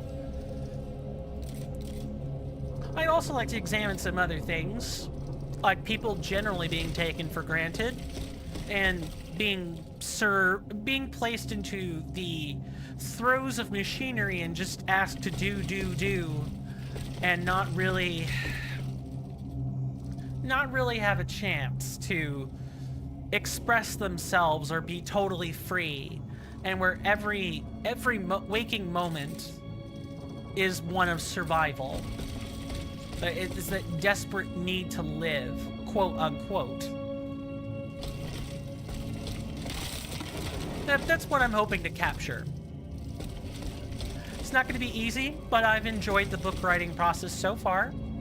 The world building is fun. Gives me ideas for my own tabletop campaigns. Yeah, I haven't said this in a while, but I'll say it again. In my spare time, I DM. Now, I'm not currently DMing, but I have DM'd in the past, and I enjoy doing that. My friends seem to enjoy it. I run a homebrew campaign based on Pathfinder 1E, while taking some certain liberties with the timeline in 1E, because most people are probably familiar with 2E by now, and that runs, the timeline is advanced, but certain things have not happened or have not been canonized, or they're limited to the realm of supplemental material, like I said, not canon. So my homebrew attempts to make all those things somewhat canon. I'm limited by what I have access to, but man, is the Pathfinder Wiki a great resource for that, if nothing else. Now, we are maybe halfway through the Bastille, I'd say, just based on our placement. It's at this time that I'll, if you guys haven't considered doing so, and of course it is not required, but if you guys feel up to it and would like to enjoy some extra benefits out of it, please consider a subscription on Twitch. Or for you guys on YouTube, I would recommend Patreon or Coffee, honestly.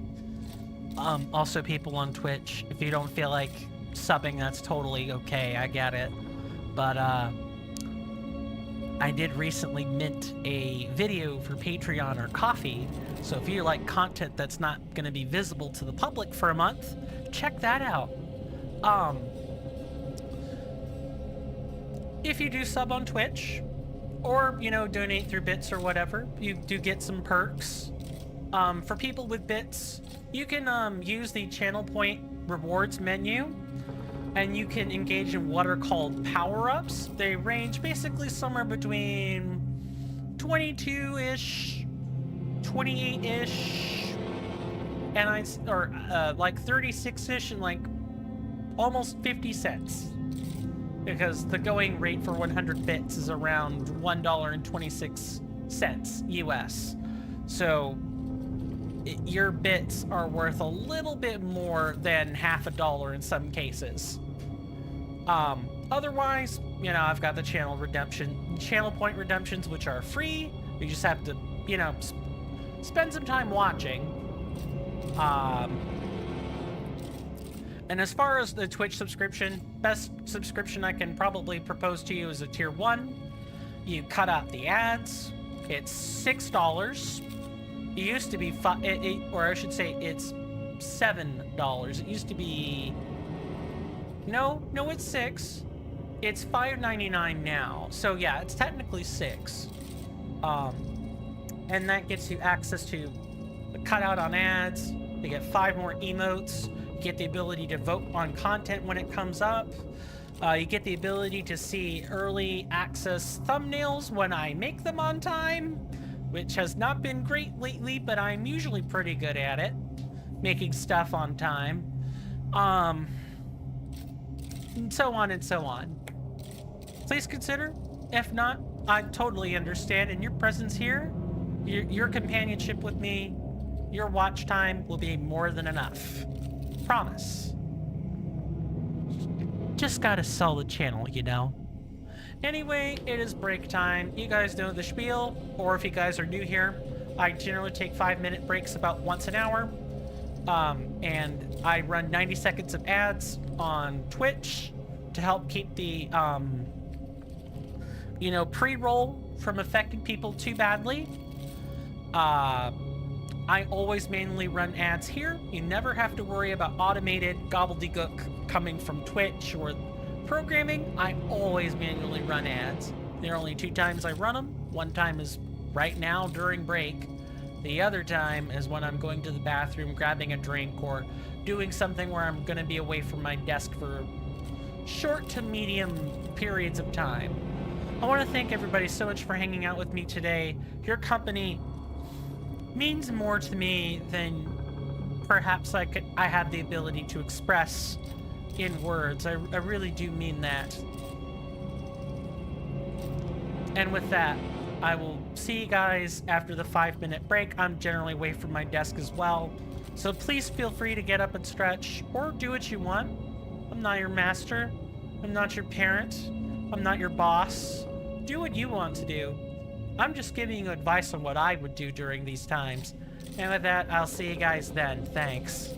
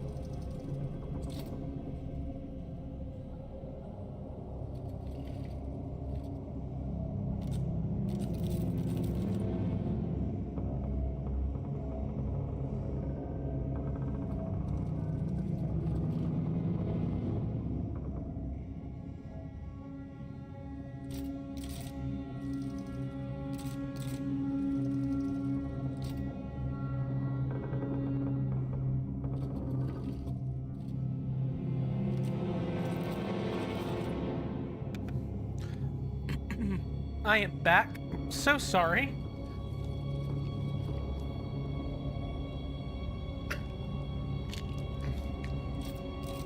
By the way, all these effects that you're seeing on the screen, the wavy background and everything, that is thanks to the OBS shaders extension. So, it actually looks like the ripple effect that we're seeing here sort of makes the background pop out and come to life. The words on the screen have a gradient on top of them. Intermission, Royalist, Jacobite, so on. Also change color. And my camera frame used to move, but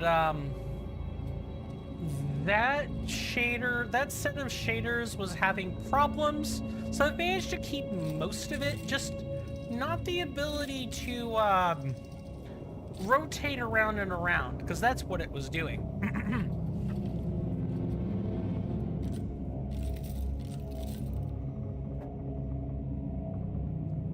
So if people were ever like, hey, how did you pull off your shaders? Well, that's how. I watch this YouTuber occasionally when I need advice. His name's Nutty. Yes, Nutty. N-U-T-T-Y. Nut. And he is known for making OBS and other peripheral tutorials for content creators like myself. I followed his lead, grabbed the necessary extensions he points out, installed them according to instructions provided by the extensions, and then fiddled around until I found something I really liked. I messed around with the program, and I haven't messed around with the custom coding. Like the custom CSS codes, most of the shaders come along with that. So if you know your CSS, you can make some custom stuff on your own. I, of course, do not know that coding language. I know C++, but not CSS. Those are different.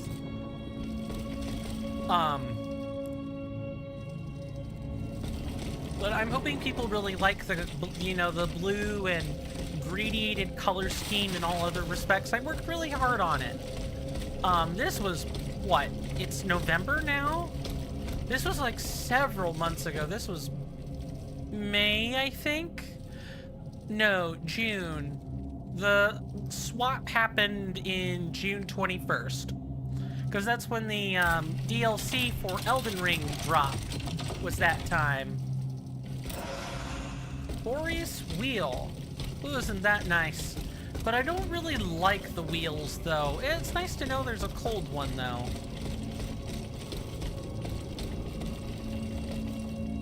Look at that. That's King Louis XVI. The only good fate for a tyrant is death. Or exile. Exile is preferable. But if they don't want to be exiled, they refuse to leave, well, they can die.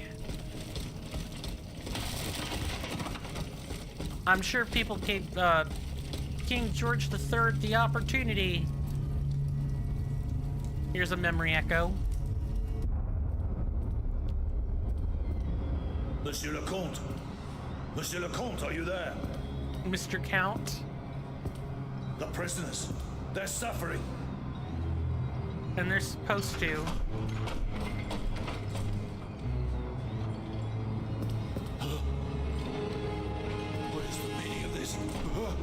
As promised, I have interceded on your behalf. The king has named you Gouverneur de la Bastille. Do you realize what an honor this is? Put an end to this sinister farce, Monsieur le Comte. Order your machines to unhand me at once. Ah! Listen to my voice, mon ami.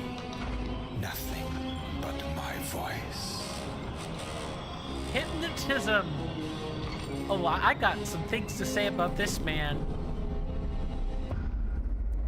Clay pipe. Must be for smokes. So let's read this first.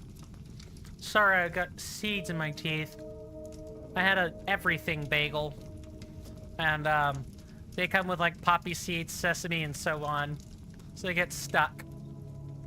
Hopefully everybody is here and ready to go after the commercial break. I hope everybody either got a chance to enjoy it or do the things they wanted to do for about 5 minutes. Sometimes I'm a little bit longer than 5 minutes, but for the most part, over the course of my collective history, I've been maybe 1 or 2 minutes late. But not much more than that. Anyway, let's read. Clay pipes, which were fragile but cheap, were popular with workers and rank-and-file soldiers. Its bowl is decorated with a ship sailing on waves, the symbol of the city of Paris, and 2 crossed axes. Upon touching it, Aegis saw its owner wandering around the fortress of the Bastille, then finding himself face to face with the Comte de Cagliostro, or the Count of Cagliostro, to use the English there. Now, the Count of Cagliostro, one Giuseppe Balsamo, that's the real man's name. He was an Italian-born man. Giuseppe is an Italian name. It roughly translates, it's the equivalent of Joseph over here. Giuseppe is like the longer version of it. He was a minor magician alive during the French Revolution. The real man, Giuseppe Balsamo, or the Count of Cagliostro, as he would have preferred to be known, he actually managed to purchase or worm his way up into that name. He wasn't known for much. He dabbled in hypnotism and other semi-magical arts, but the most you could really say is that he founded a Masonic lodge in the city of Lyon, France, and in Egypt as well. He managed to build a few of those lodges. That's it. That's all he did. He's kind of a nobody in the French Revolution, but here he is this alternate France's big bad guy, where his magic actually had sway. And necromancy and animancy are all real things. If you want to know more, you can type in !Cagliostro, C-A-G-L-I-O.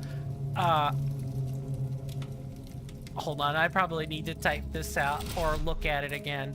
C-A-G-L-I-O-S-T-R-O, Cagliostro. The G is almost silent, almost. It's like saying Lee in Italian. It's like a start to a word in Italian, and that G is kind of like the G in baloney. You almost don't say it.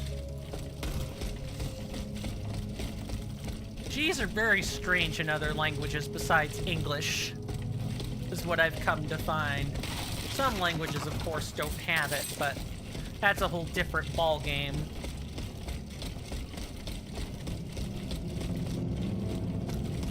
Am I, like, messing it up here? No, we already went through here. I know, because this Edward Scissorhands grabbed me and dealt over half my health and damage. That's right, we need to go up here.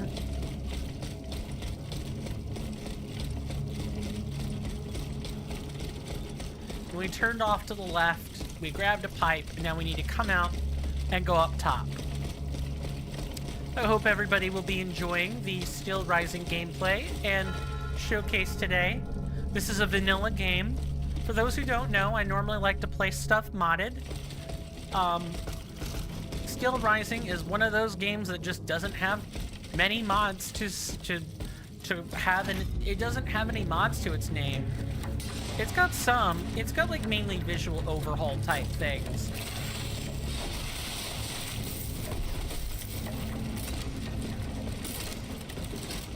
Yeah, it's mainly got...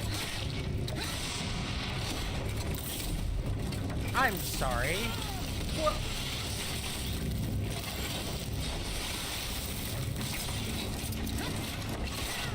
Nice.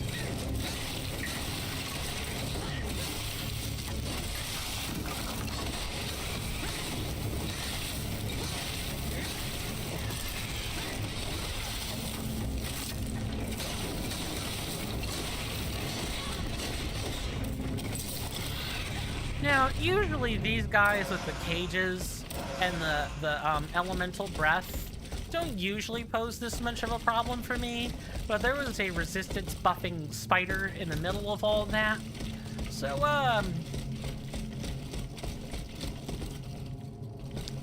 let's just say I had some problems. Also, people are wondering what I'm fighting, right?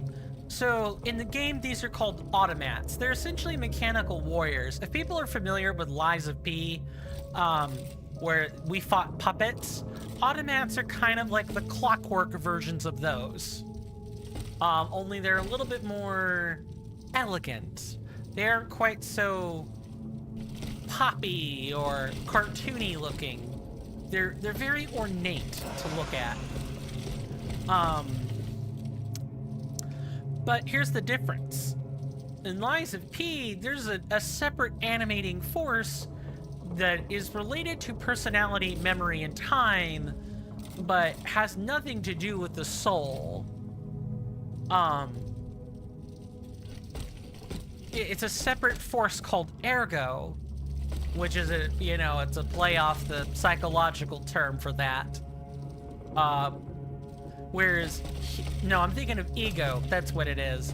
Whereas here, these machines are powered by the souls of the dead that have been trapped in purgatory and hypnotized by Cagliostro to do his bidding. Like I said, he really is kind of a nobody in our own real world, because historians and archaeologists have found,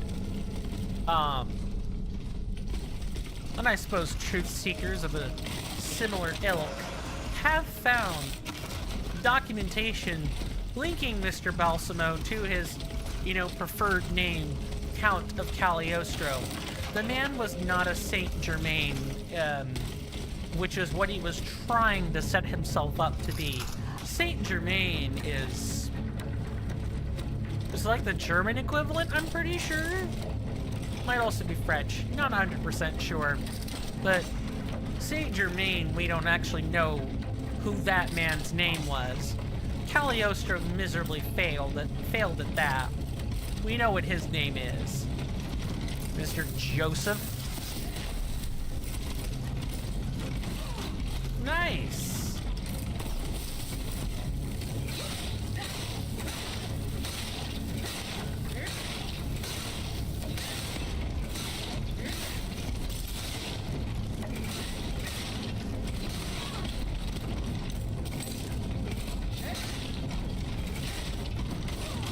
I don't know how. Oh, I know how it hit me that I call BS.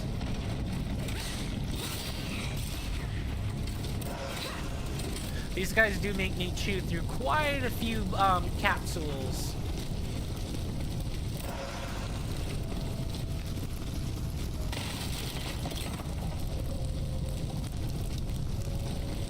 Is this really it?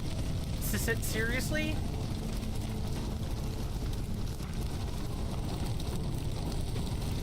Okay, which way are we going? Which means if I want what's down here, I have to go this other direction. Probably.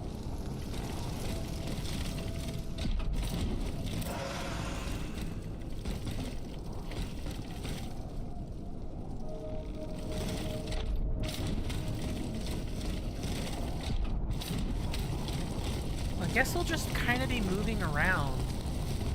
Hopefully we'll find, it looks like there might be a point from which we can get back to where we were trying to be.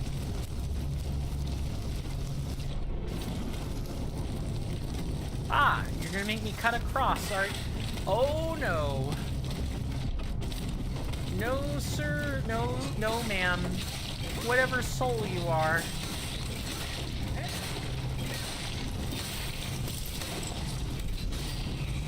I'm not letting you pop me off a platform. That would have been 100% guaranteed death. Absolutely not.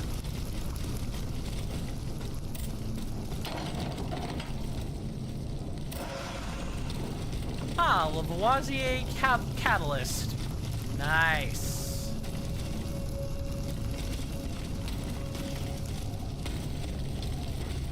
Now, what I'm not 100% sure on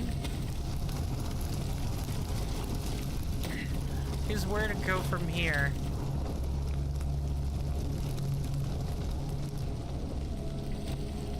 You can already tell how we're kind of going to escape.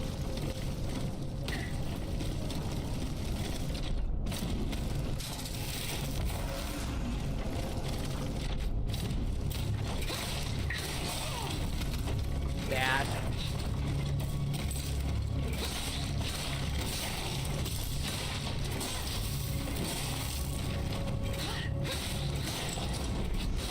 So our goal is to make it to the bottom of the Bastille, where we will most assuredly be killing a Titan. That I believe that is what our game plan is. How we're managing to get there, I am utterly not sure yet. I don't know if we're dropping down or going down the set of stairs.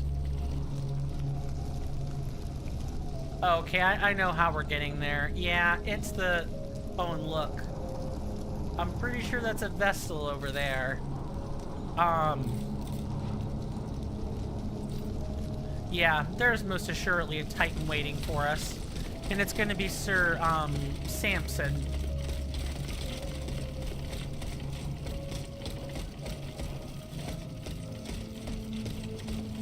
We're getting deeper into this rat's nest.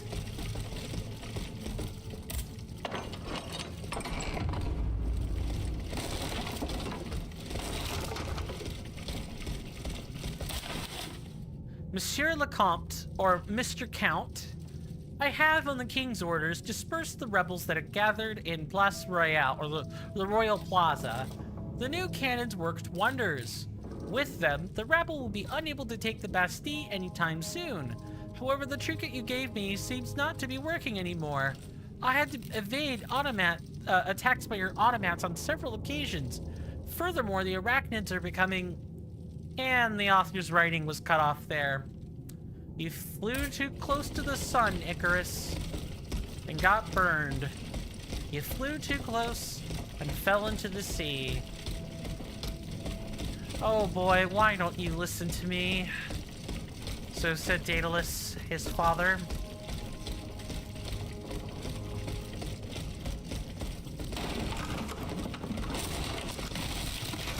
Ooh, now here's something. Now, I was expecting this to just be an empty cell, right? But I'm curious. Oh, I can see what it is.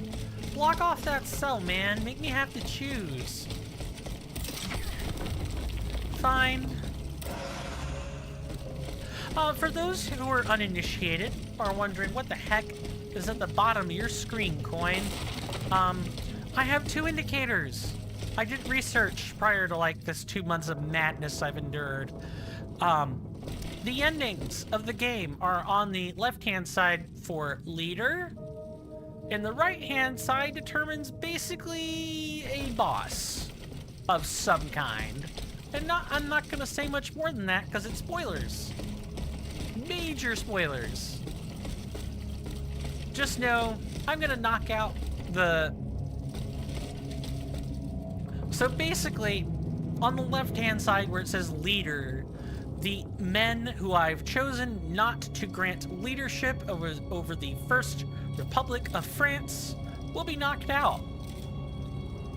The men or the women on the right-hand side, well, that will answer the question of whom is going to form the boss that we fight later. And that is all I will say of that. Unfortunately, I wish I could be, you know, blind and unknowing to it. But, I had to spoil myself so I would know how to design the overlay and everything. It's pretty cool the first time, and then it gets tedious after that.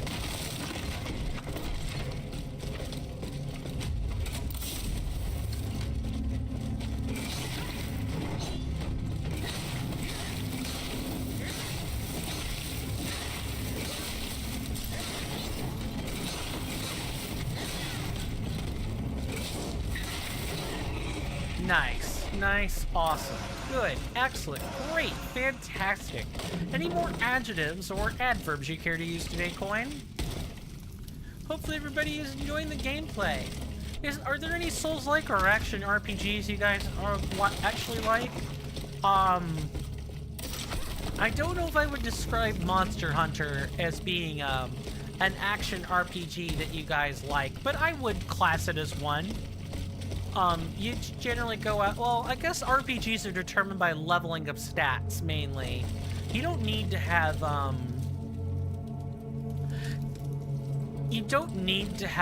moldable characters, so you don't need a Fallout Skyrim type situation where you get to pick what your character looks like. You just need to be able to choose a variety of stats and level up. The Super Mario RPG, and the Mario and Luigi Brothers RPGs are like this. You choose stats and level up there, but the characters are fixed. But they're still RPGs. Strange, I know, isn't it? You know, RPGs that don't have variable characters? Who'd have thunk? The death sentences delivered by court order are nothing more than cowardly murders. Barbaric crimes committed legally in the name of the entire nation. These cruel laws are the doing of the tyrants who rule us. They are the chains they have always used to oppress the human race. And that, mes amis, is why the death penalty must be abolished. Well said.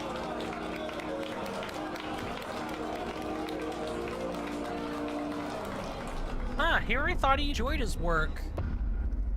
Hey, if he believes in the abolishment of the death penalty, okay, the man has risen in my estimations slightly. 10 flask, similar to those carried by many workers to quench their thirst. This simple container holds a few mouthfuls of wine mixed with water. Oh, watering down the alcohol, eh, Sherlock? Wise, I guess. The moment she touched it, Aegis was struck by a vision. Monsieur de Robespierre making a stirring speech against the death penalty. Yeah, presiding over prisons and having to administer death penalties probably takes a toll on a person. It's why the death penalty should be abolished. No man or woman should have agency over... I suppose we get into whether... I guess this is a good question. You know, answer it if you want to, or don't. The choice is yours. But what do you guys think of the death penalty? Necessary? Contextually dependent? Or abolishable in all respects? Some places in the world have abolished it. Other places like the US reserve it for very strange, severe, grave crimes. And other places use it liberally. After all, how best to suppress and make sure your citizens do what you say than to threaten them with death? I happen to be in the camp of, if a human being is going to go out of their way to murder someone, murder multiple people, like mass genocists or serial killers, yes. Extract what you know, what you need to know, put them to the sword. Hang them. Inject them with terrible substances that kill in the blink of an eye. Those people will do the same to you if given the chance, and will show you no remorse, no mercy. So you can't show them any in return. That's weakness. But if someone killed once, and the reasons are repugnant, but not on a level of catastrophically grave, no. People like Hitler are the ones who would get the death penalty in my world, and no one else. Mass crimes that do not result in mass deaths can and should be handled differently. Period. I wouldn't abolish it. And my argument is someone has to be, in our world, not in the ideal world, but the one we live in, someone's got to be the judge, the jury, and the executioner. And thankfully, currently, right now we have those roles separated. The executioner does not judge the soul by which it is executing. Currently. They're just there to operate the machinery. They're there to inject the bromine and other compounds that stop the heart. That's basically what happens. They bring someone's pulse to 0. Supposed to do so painlessly, but that's not always a guarantee either. And I know what people might be thinking. Really? Do we really need to spare these people pain? Yeah, gotta be better than other people. You know, when people started showing beheadings as spectacle, that really...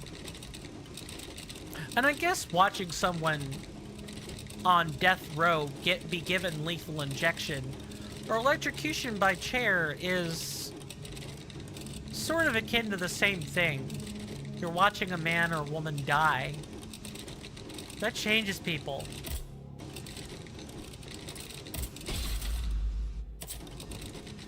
That changes a lot of people. And not for the better. Because typically, while you're at the gallows, the injection room, you know, the watching room, the seats, you're told to be grateful this person died. You're told to take satisfaction in someone's death. So, and even solace, knowing that they won't harm another person. Take solace enough times, and I truly do believe it translates to at least a little bit of glee. Because if you rationalize the solace, you will soon rationalize the glee.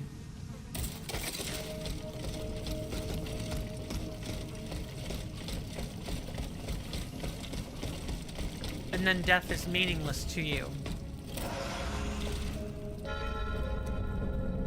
And you may even revel in it. I really do think, like, there are certainly windows, and you never want to let yourself get to a point where you want to be commiserating over someone's death.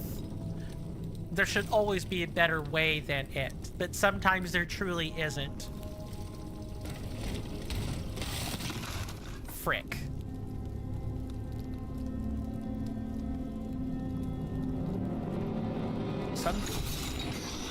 The issue is, you know, do we judge? Like, who is the judge? And it's easy to say no human should judge. So what are you left with? You put them in prison, hope they don't escape? It's easy when they're not a genocide enabler.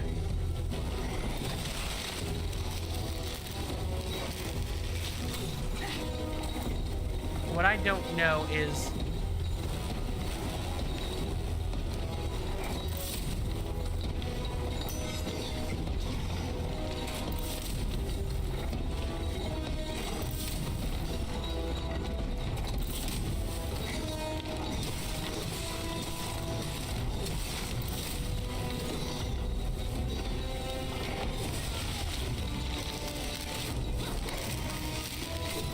Oh, I get it.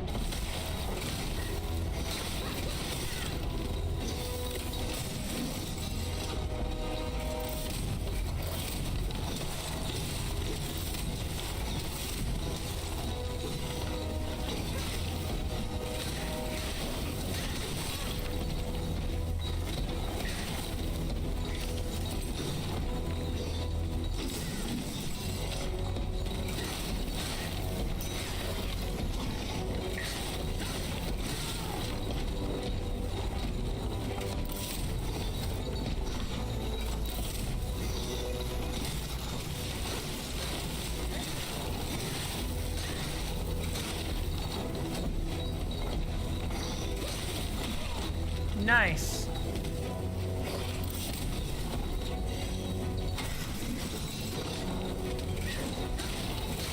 It's like the crystalline version of a guillotine.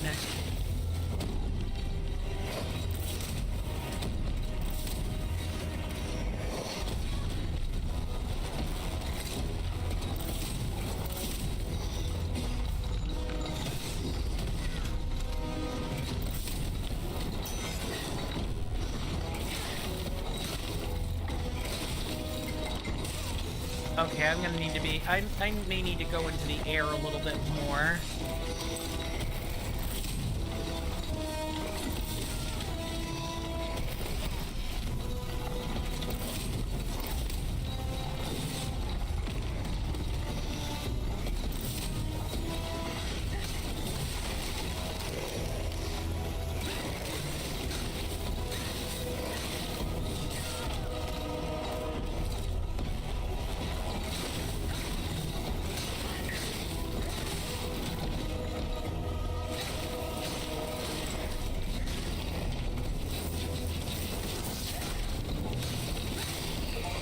Nice.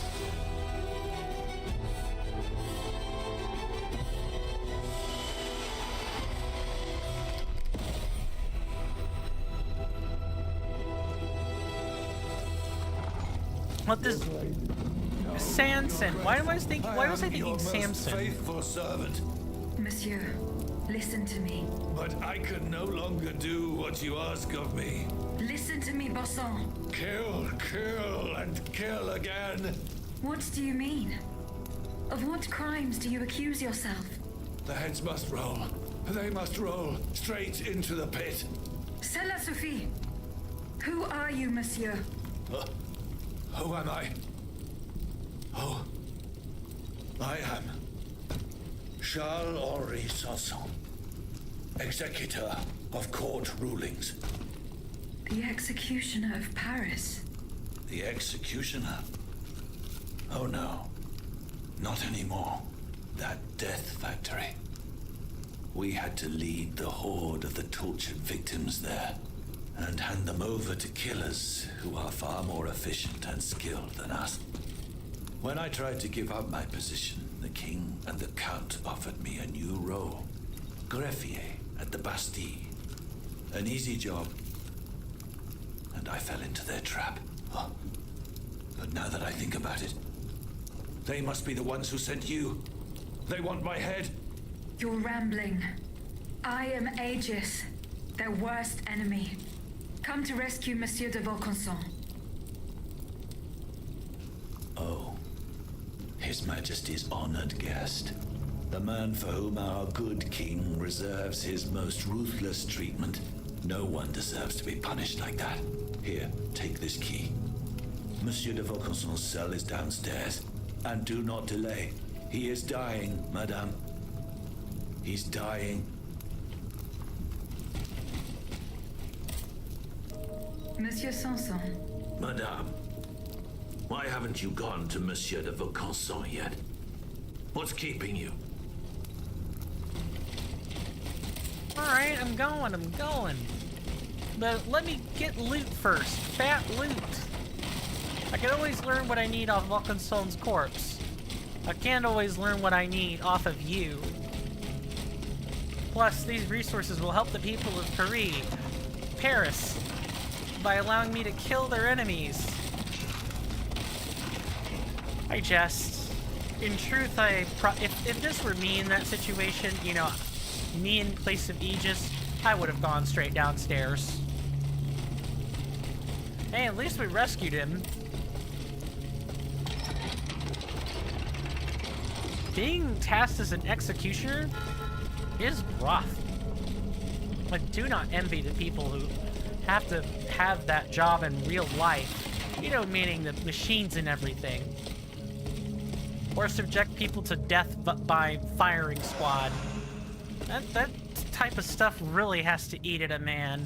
Or woman. Or anyone, really. Imagine a 16-year-old doing that. Ugh.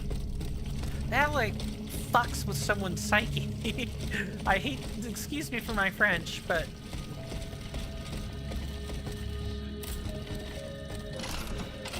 It really does fuck with someone. Are you selling anything at the boutique? No? Yes? Huh. Let's look at our equipment here, or modules. We don't have a grade 3 avarice. And this increases health. I'm not looking to change that. We're stuck until we get better versions.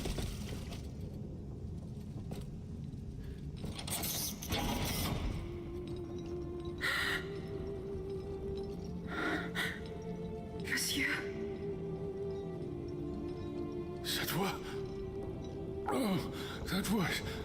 Tonight? Mon enfant?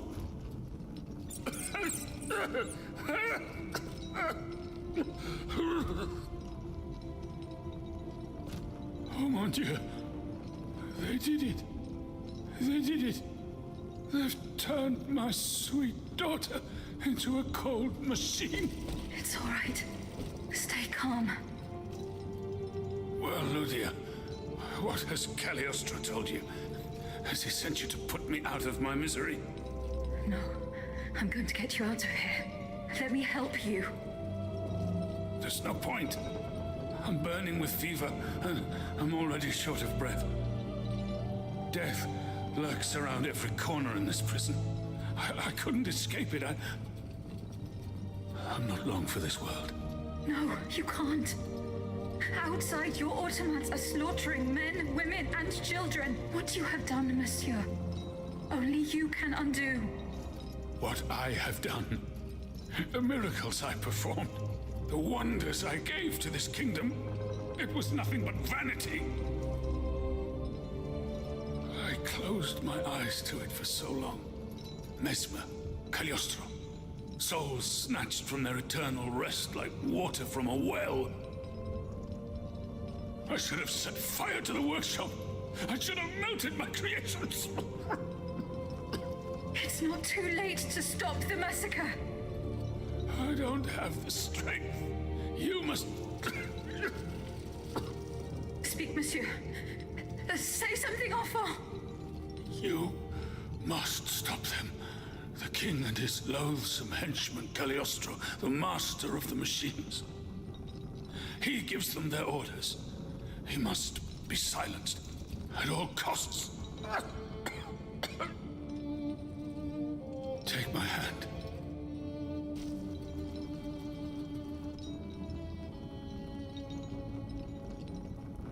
Monsieur. Monsieur. Father. No, no, my pauvre enfant. I am not your father. No more than you are Athenais. You're but the vessel that contains what is left of her broken soul. Ludia, I don't want to die without hope.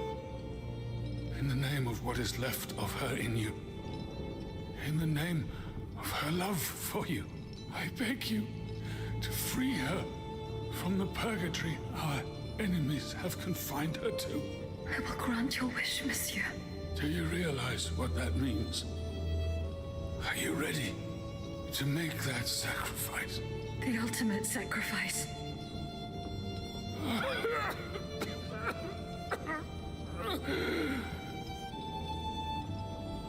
Ma fille. I shall never see her darling face again. Ma petite. You must set her free. Bring her back into the light. The light.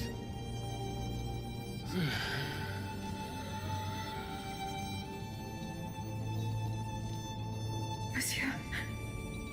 Monsieur. Monsieur. I'm sorry. I'm a little detached from this, and I will tell you guys why.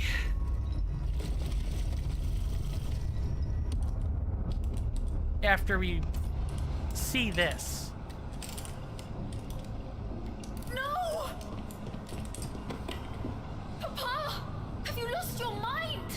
Bon sang, my daughter, will you never listen? This machine belongs to the king now, vous le savez. There's nothing I can do about it. Did he also order you to torture her? The king wants me to make some improvements. And you obey him just like that? That's enough, Athenais. Let me work. And from now on, I forbid you from coming in here without my permission. Ugh! You're no better than your master, Papa! Oh no. Okay, before I, break up this little morsel of a cutscene, ladies and gentlemen, and it is touching in some respects, let's read this handkerchief.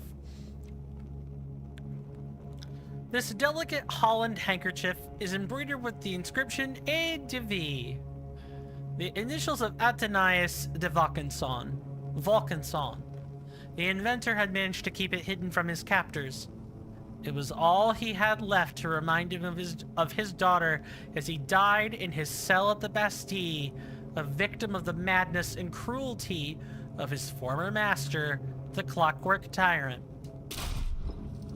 Now, I know these machines, these automats, which Aegis is one, are powered by magic of the soul, animancy. Here is what I'm having trouble with. Why did the robot, why did the automat, the clockwork maiden, get emotional? And, pretend to cry? What good does that do?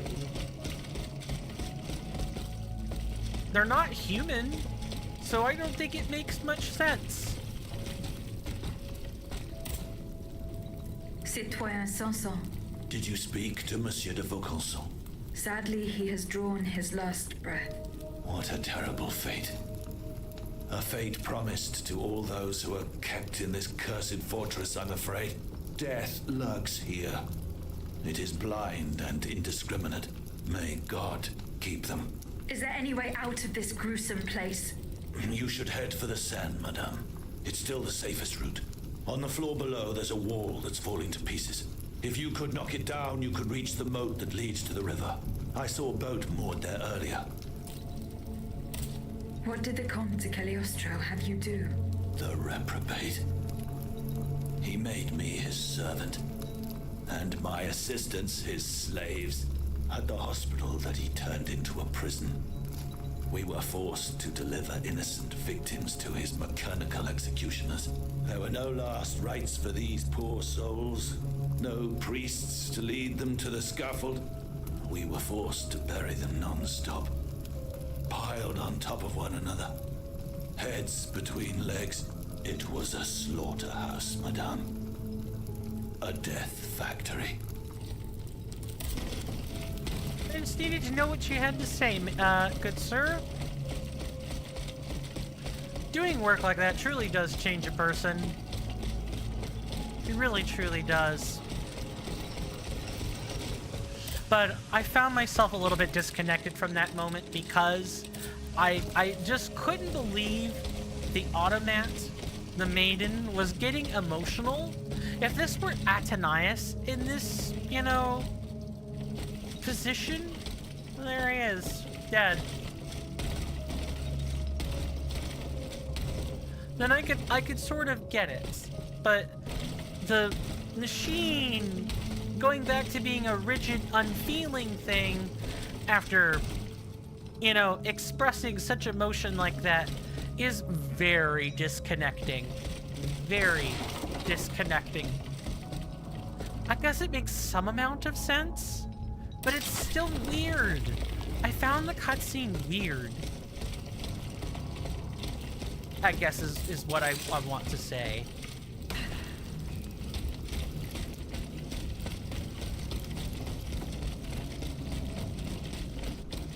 I guess I should say the story felt a little bit flat there. That's how I would best know to describe it. Is it's flat. It lacks something striking. I can use this road to reach the Seine. As soon as I am on dry land, I shall return to the Cordelier convent. I'm sure they are waiting for me with bated breath.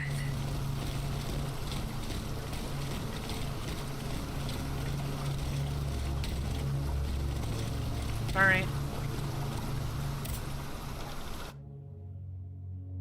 We now return to Luxembourg. Now, are we going to be force-fed to Luxembourg, or are we going to have to go there?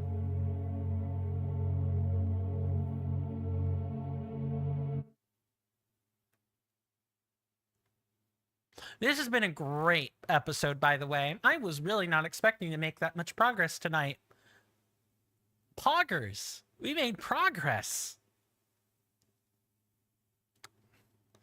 Okay. Enough, you know, smiling sarcastically. I bet this is what people are thinking right now. I can feel my wits evaporating in your mere presence. Over my cheekiness. My, Gibbon smile, so to speak. Well, I'd rather have a Gibbon smile than be chimpanzee angry. By the way, for anyone who's hearing impaired, I do have closed captions. I have that extension turned on. I have it set up for Twitch. YouTube, it's a little bit more finicky. I would love to get that set up for you guys. And if I weren't having to do the whole project the endings on the bottom of the stream overlay thing, I would definitely still be attempting to make the subtitles on the bottom of the screen work. But right now, it's just not that reasonable. Also, I'm kind of just like... I'm so drained, enervated. I said it at the beginning of the stream when I just got stuff off my chest, but... I'm very unhappy with the state of the world right now, which I am privileged to be able to say.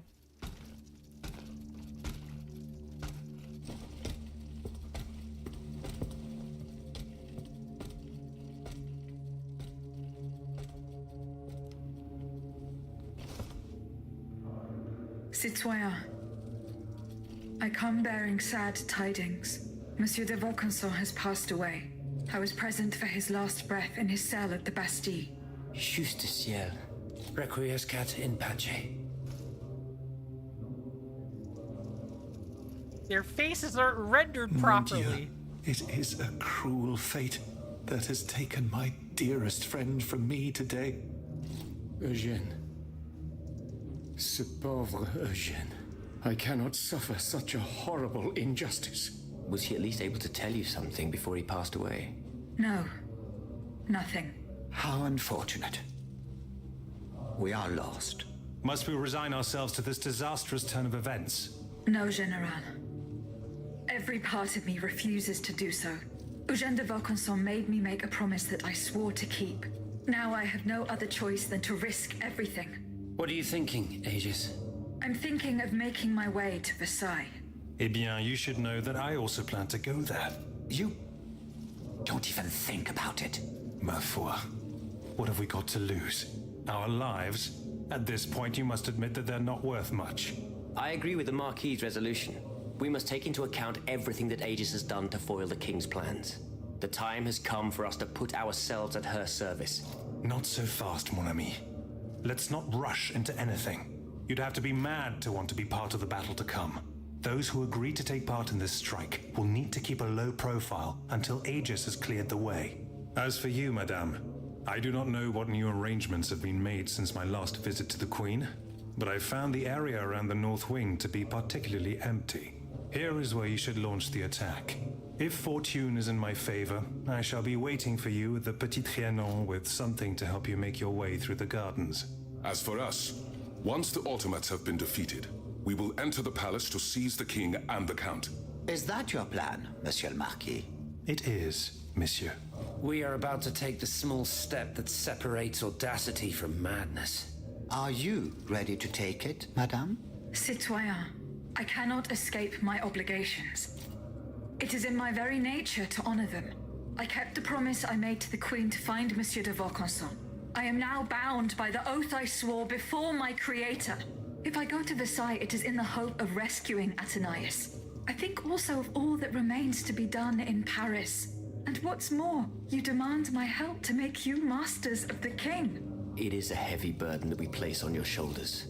But once again, we must leave it up to you. Take your time, Aegis. A hasty decision could lead to disaster. We will be ready for action when the time comes. Pour la nation et pour le royaume.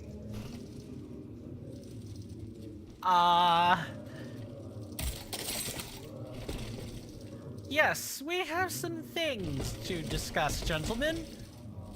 We'll go ahead and discuss that, and then we will think about what it is we need, what else we have to do. Citoyen Mirabeau. Unfortunately, I come bearing sad news. Go on, Aegis. There is no need to spare me. This is about my mother, isn't it? Indeed. The Countess is no longer of this world. Yes. It was to be feared. I knew she was lost a long time ago. The poor woman. At last she has been delivered from the madness that drove her into the gutter. It gets worse. Worse, you say? Your mother did not die of poverty. She was killed. Murdered? No. My father. The rabid dog made good on his threat. May he roast in the fires of hell for all eternity. As for you, Bishop, do you finally understand the man's true nature? How much longer will you protect this demon? I share your grief, Monsieur de Mirabeau, but the secrets of... Enough! You sanctimonious bigot! Is it not enough for you to serve the people absurd fables that condemn them to ignorance? Must you also submit to the whims of a malicious old brute? The scourge of his own family? Speak! Speak now, or so help me, I will send you to meet your maker. Please, monsieur, let us not get carried away.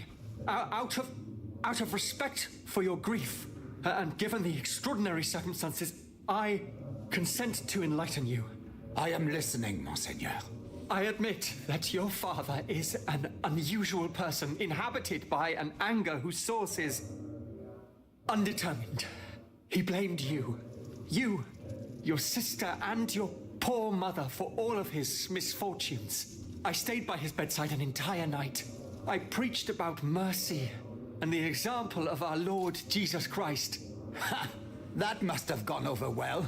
Do not mock me, Monsieur de Mirabeau. At dawn, I finally got Monsieur le Marquis to see the error of his ways. Before God, he extended forgiveness to all those he had previously condemned. However, he did not give up his plans for revenge. The fate reserved for my mother is proof of this. In fact, monsieur, he did. He even gave me a leather wallet containing, in his words, the instrument of your punishment. He asked me to dispose of it. Unfortunately, your mother's fate was already sealed. Orders had been given.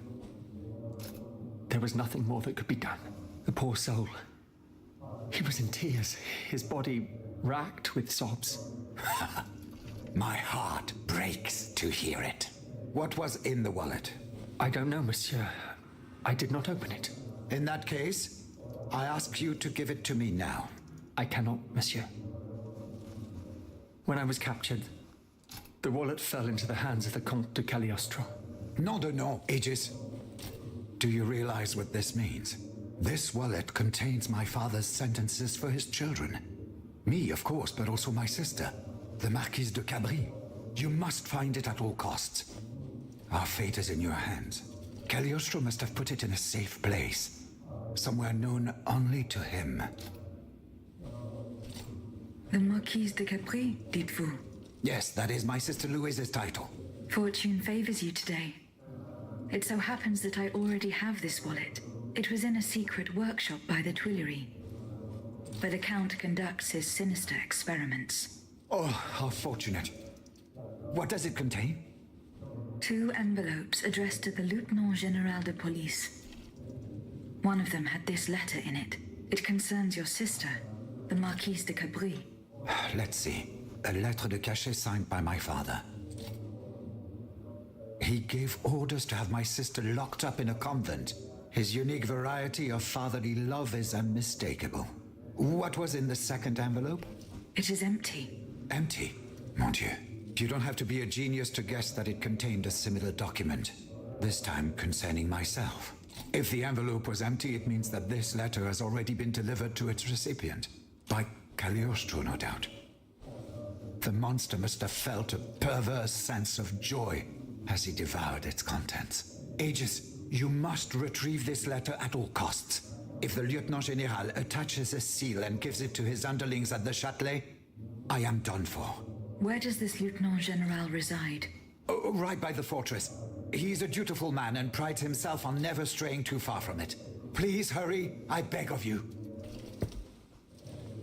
Good lord, man. Oh my god. Alright, Bishop. Talk to me. Monseigneur. What can I do for you, Aegis? Goodbye, Monseigneur. Vive la Nation. If that is your dearest wish, then so be it. Okay, who else? Oh, right. We need to go back and talk to you, Mr. Lavoisier. Citoyen Lavoisier. What can I do for you, Aegis? I found the powder. It was at the Bastille. Did you do what needed to be done? Yes. There is nothing more to fear from it. What do you mean, nothing more to fear from it? I flooded the cellars where the powder was stored. Bon sang! Lavoisier! Why did you put our fate in the hands of a cursed machine? This machine, as you say, just saved you from certain annihilation. No, you have rendered us impotent. Come now, monsieur. Get a hold of yourself. Mon Dieu! Everything I attempt seems doomed to fail. I fear we no longer have any chance of winning this war. Please, calm yourself. What you fear is the loss of your own personal interests. Everyone here is convinced of this. Goodbye, Citoyen Lavoisier. And down with despotism. Oh, I'm not done with you. Oh, no. If I need to, you know, open that mouth and insert a rifle, I will gladly do so. General Lafayette. Do you need help, Aegis? Goodbye, General Lafayette. And down with the Clockwork King. Well put.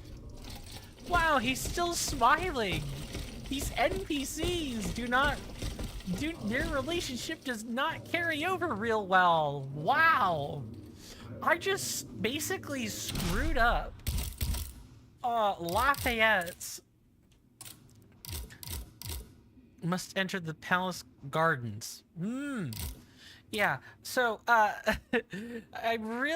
this is another little point of disconnect for me, is that the gentlemen here at the convent don't do a good job of remembering who helped them and who screwed them over. Awful stuff, that. Let me see.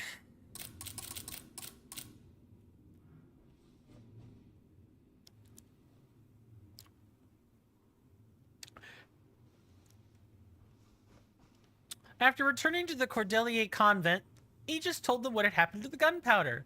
Monsieur Lavoisier was delighted to know that Paris was out of danger, but the Marquis de Lafayette deeply regretted the lost opportunity to stand up to the royal army. Their debate was futile. The die was cast, and there was no question of going back on this decision.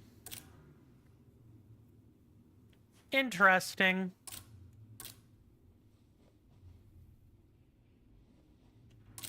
Anything else?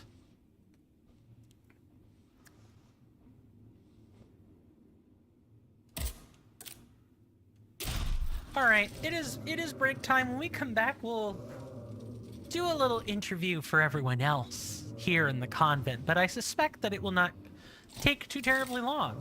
You guys know the spiel? I'll see you guys after the end of 5 minutes. Thank you guys so much. Please feel free to get up and stretch for yourselves. See you then.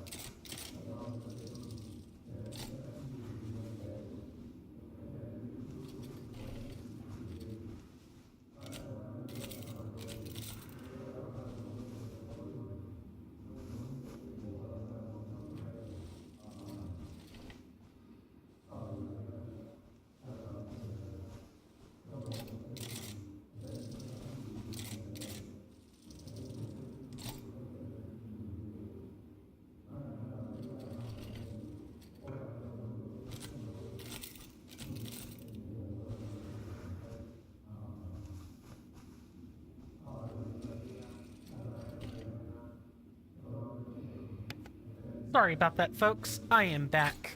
I got caught up in a little bit of doom scrolling, so that's entirely on me. Me? Doom scroll?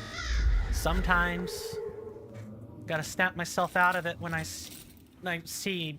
Basically, if I spend too long on Twitter, maybe like 5-10 minutes, I get off.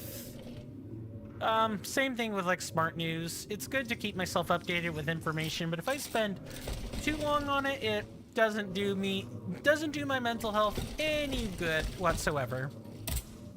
Can I help you, Aegis? I hope so, Abbot. Our salvation is at stake. I'm listening. Monsieur Brissot's fate. You still have no news from Citoyen Brissot? Indeed, we wait in vain, and our hopes are beginning to fade. He knew we were to meet here at the first blood spilt by the king. Mes amis, we must fear the worst. Can you think of any place he might have sought refuge? No, not at all. May I venture a speculation? By all means, Monsieur le Comte. These past few weeks, Brissot has been invariably accompanied by a young fanatic he met in Versailles. Ah, yes. The Amazon. What was her name? Mademoiselle Terroigne de Méricourt. She goes on about this grand patriotic project of hers to anyone that will listen. She wishes to raise a battalion of female combatants, ready to lay down their lives for the nation. A curious passion, isn't it? Who knows, monsieur? Only time will tell. In any case, our proud Athena seems to have won the trust of a number of Third Estate deputies, including Monsieur Brissot. Perhaps she will have some information about him she'll be willing to share with us. But you'd have to know where to find your Amazon. It just so happens that Mademoiselle Terroigne de Méricourt holds court just a stone's throw from here. 8 Rue de Tournon. No doubt Aegis will be able to make her way there without any trouble. We need only hope that our Amazon has taken shelter there to escape the royal terror. Ah, so this is when you can start the DLC. I had been wondering about that. Good to know. Citoyen Raymond. Can I help you, Aegis? Nah. Goodbye, Citoyen Raymond. And may liberty triumph. Alright, what about you, Bailey? Where are you in all this? Citoyen B. Ah, mademoiselle. Well, what news? Goodbye, Citoyen B. Vive la nation. Her countenance has changed, and for what? Citoyen Robespierre. Madame. Were you present? Oui, madame. We laid bare, so he had, at least we only had positively Goodbye, Citoyen. And death to the tyrant. Death to the tyrant.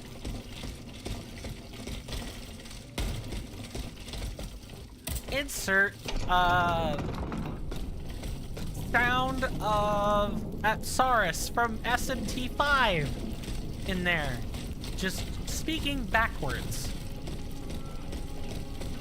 The movie, the game, the motion sequel. So we're gonna go to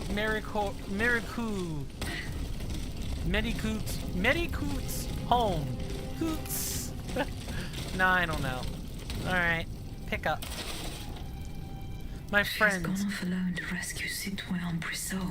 It's a fool's errand. I must help her at all costs. My friends, the invaluable citizen Brissot is held prisoner by our enemies in the former Hospital St. Louis. His only crime, protesting against the raid on black people and mulattoes that took place in Paris last night. I'm going to attempt to free him, even if it costs me my life. May you, whoever you are, find the courage to join me and help out.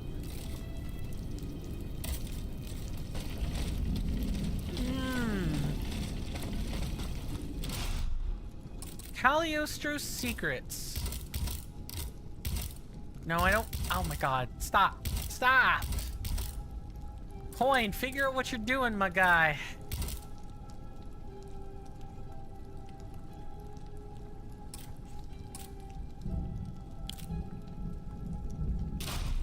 So let's see if there's any kind of correspondence from the Queen. It's been long enough.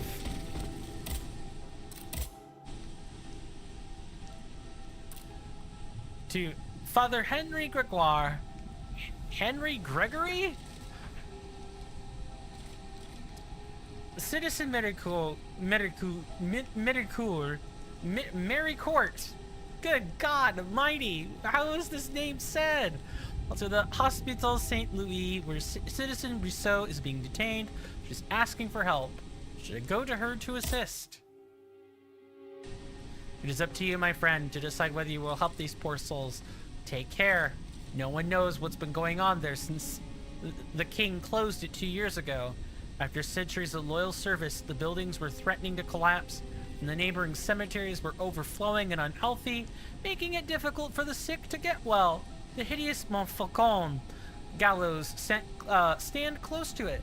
I suspect he has turned this safe haven into a prison. He's lost count of his enemies, but he can't kill everyone, can he?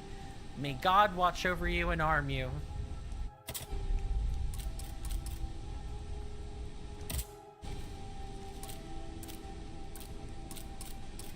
So, Versailles is over there. Ooh, we actually need to return to St. Cloud, or St. Cloud.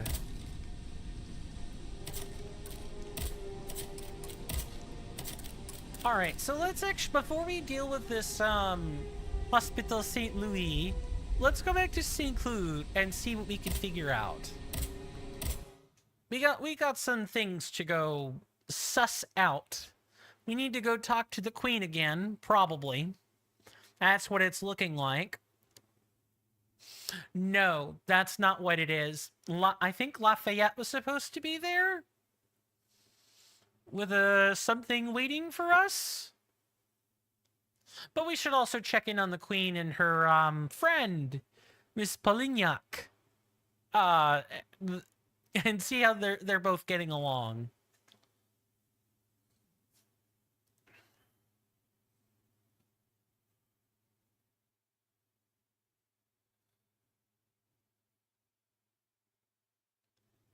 Man, this has been a wild episode. I was a depressive mess.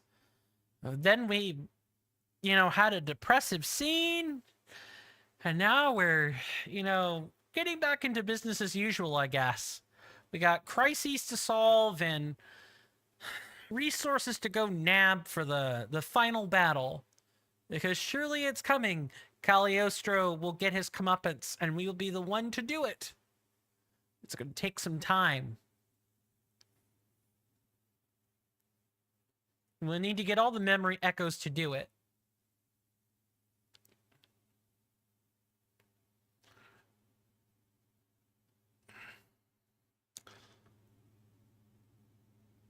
Man, this game sure does take a while to load, doesn't it? Here's hoping Steelrising 2, if they're getting around to that at any point, is refactored to be a little bit more PC optimal. Same with Greedfall. I hope Greedfall gets to be optimized.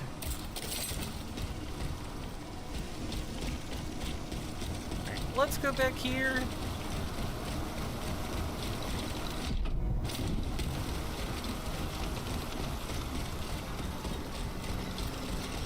Yeah, of course you're gonna make me return here.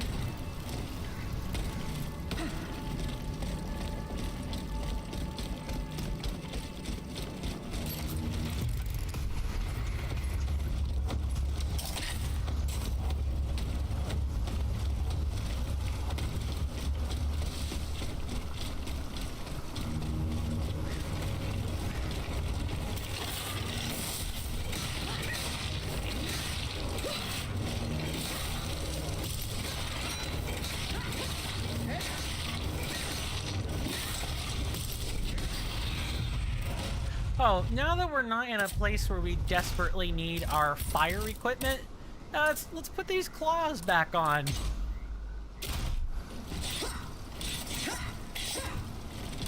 I definitely prefer this moveset.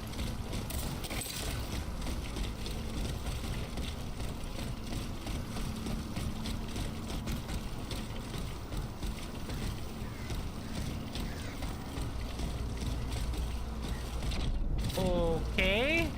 You told me to return to St. Cloud. I mean, doing it the mangled French way, and I'm not really, I'm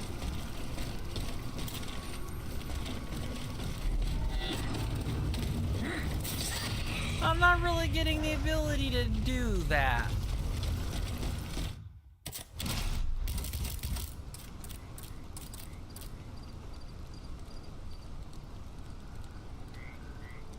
No, that's not it. Queen's Aid at once. Okay, I'm going.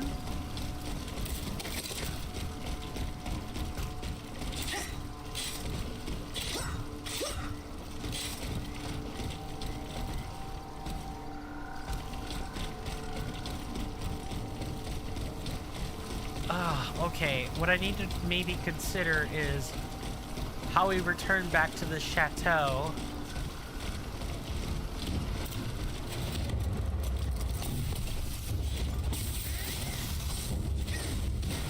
Nice. I don't know how I failed that, but I did.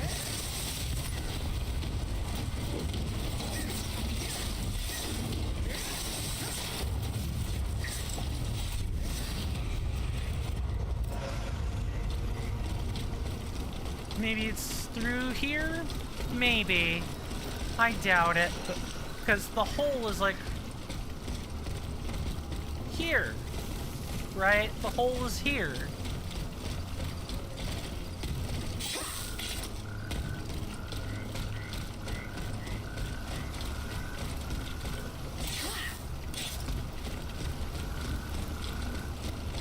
Yeah, we actually can't even return to St. Cloud.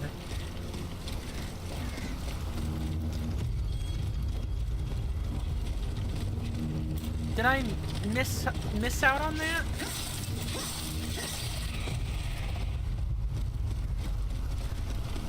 Because I went there as soon as I got the message.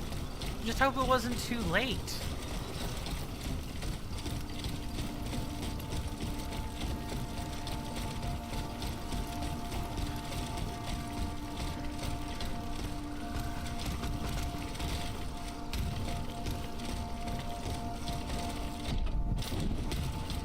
No, not here.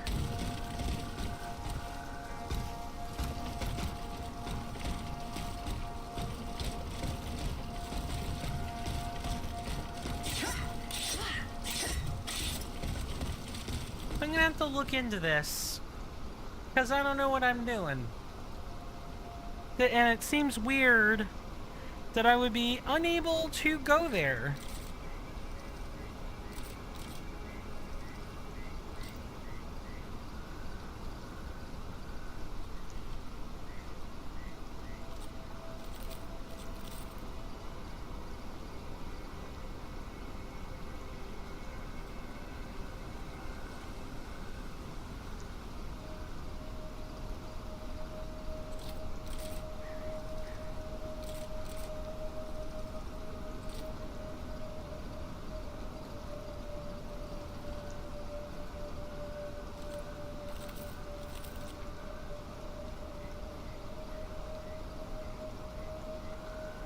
So there's a canoe we're supposed to take. Basically, is what I'm getting at this.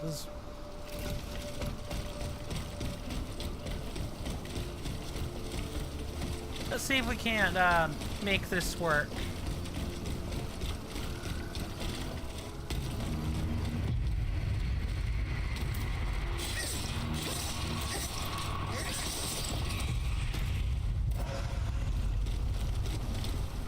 Because that is not where the boat is. Sorry.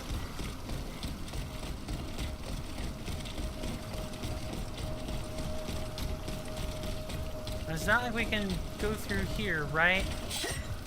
Nope. It just points to that guy's body and I'm forced to kind of move past it.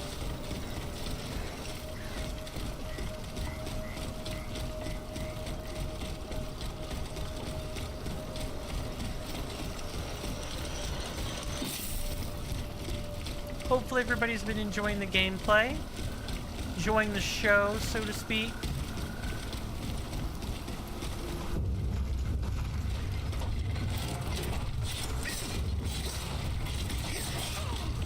I messed that up.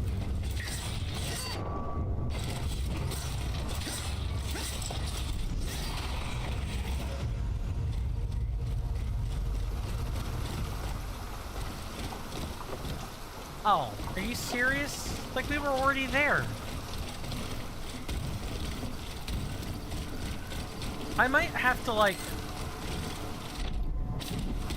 end the stream early and look into that. This doesn't seem like a simple, This doesn't seem like something we can resolve simply by... Oh. Maybe. Let's figure out.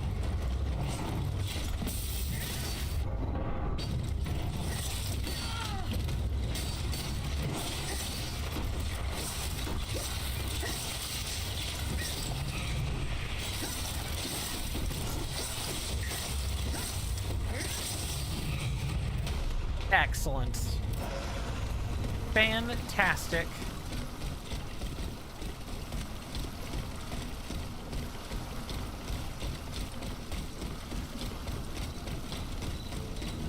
According to calculations, that's what we were waiting for.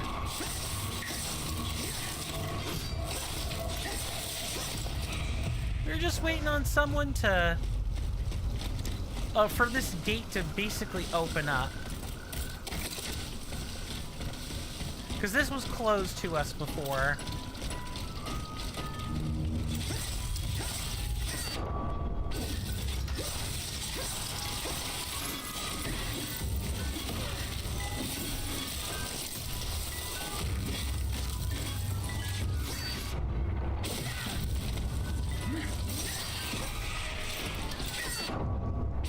Nice.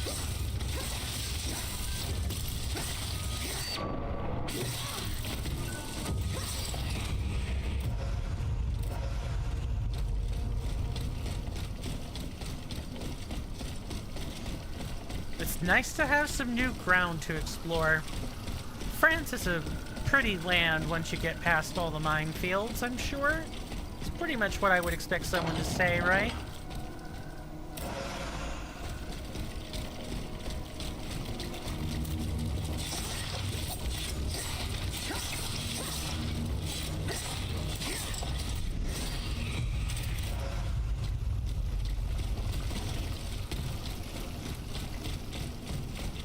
I guess the security team really ramped up in its you know, its presence and power.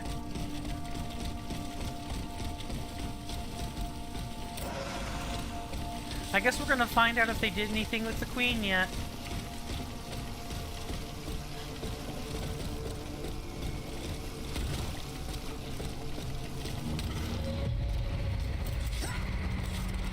Oh, that's a fake. Nice, nice.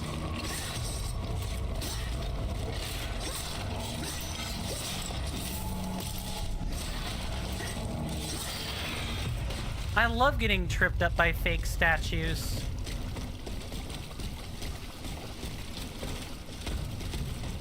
That means they're doing an effective job. Congratulations, game.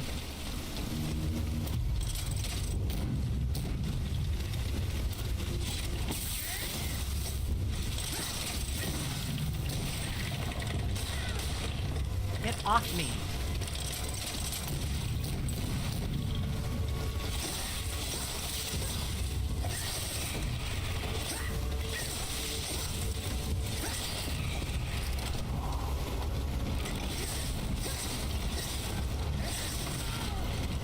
Excellent.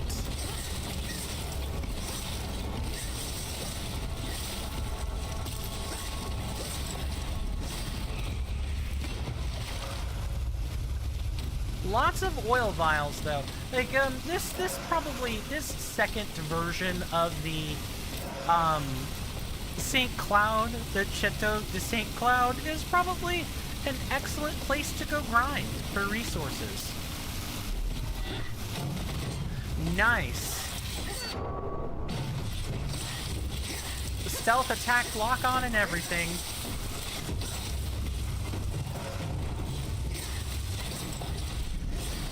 Oh, beautiful. This is basically free elemental damage once you offset the 2 capsule cost to maintain it.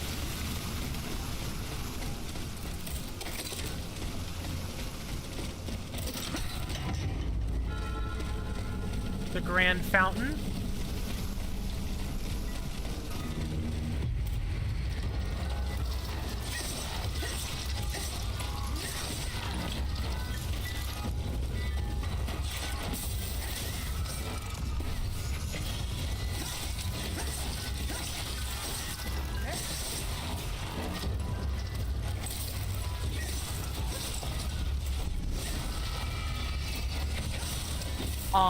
I'm sorry.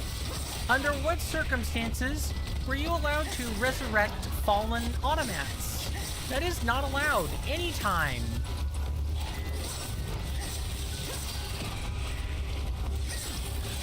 I hope everyone is sleeping well tonight. And I'm providing some amount of comfort for you to do so.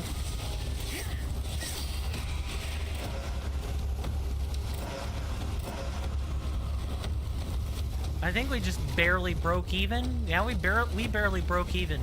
And is that a 3 capsule cost? Might be a 3 capsule cost. Oh well. It's fine.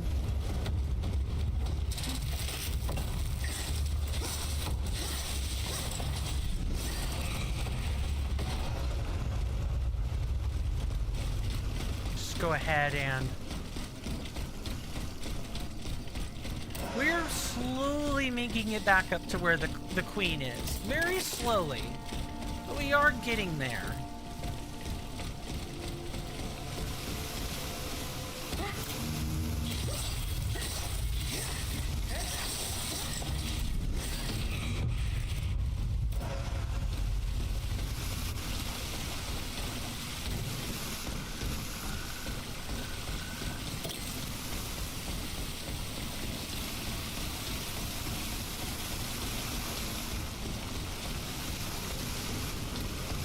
Another one?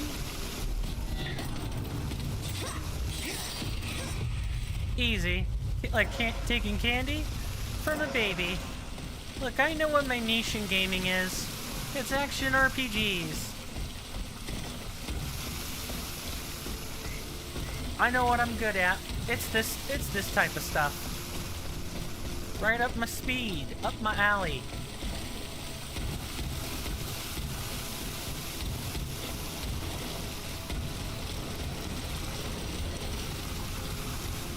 What would these be? Like the Grand Terraces? Not sure what Napis is supposed to stand for.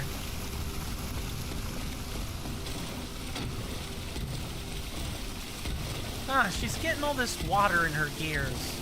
I bet that's gotta be real grungy for an automat to be feeling. Okay, we went this way. Keep heading up north. We get to that gate, which I bet is locked.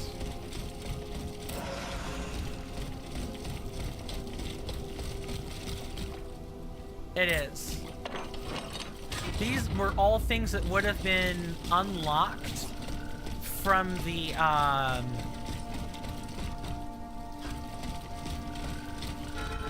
These are things that would have been blocked from the initial side that we started on. Like the beginning of the game. When we started here, we saw some of these places and we couldn't get into them. This is why. They were meant to be approached from the backside.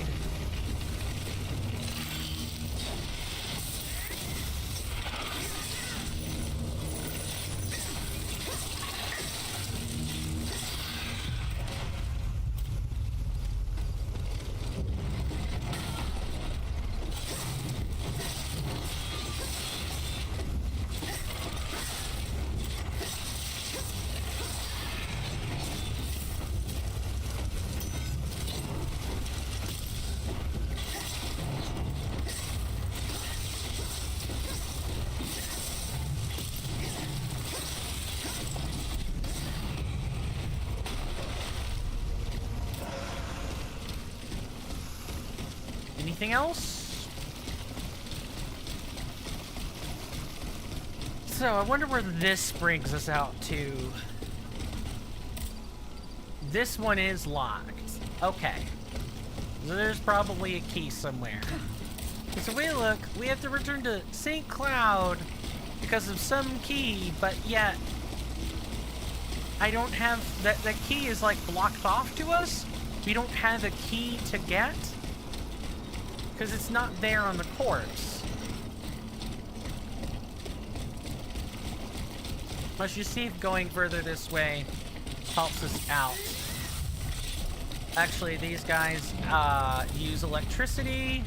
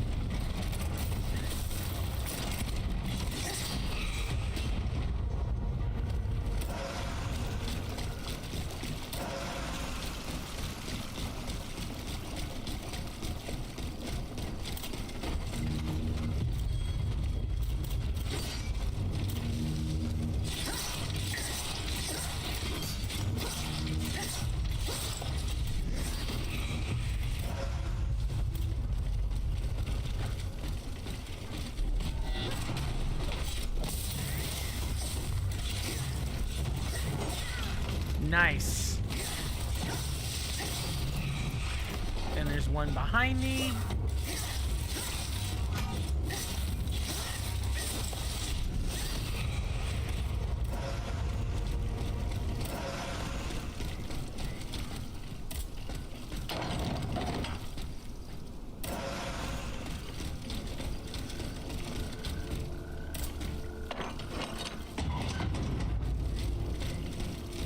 So here we made it to the lantern. I'm pretty sure there were some things.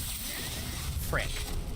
And it is 3 capsules. I'm pretty sure there are some things we can get now because we have the ability to go back this way. Let's see if we can do that.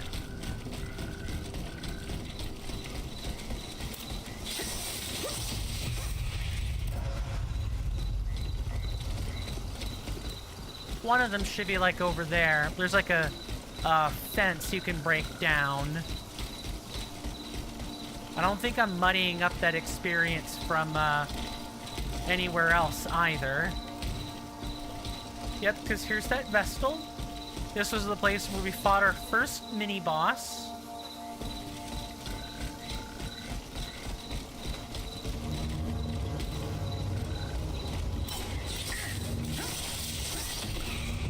Yeah, these enemies are exceptionally weak, so I know where we are. We can go back and grab, like, oil vials and stuff out of suspended bags. We couldn't really do that before.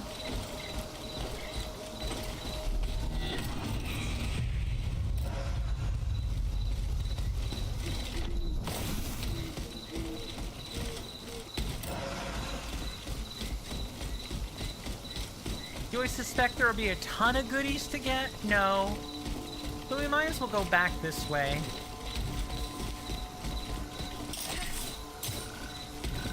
Oh, look, that's beautiful. So we have a quick way back, too, if we really, really need it.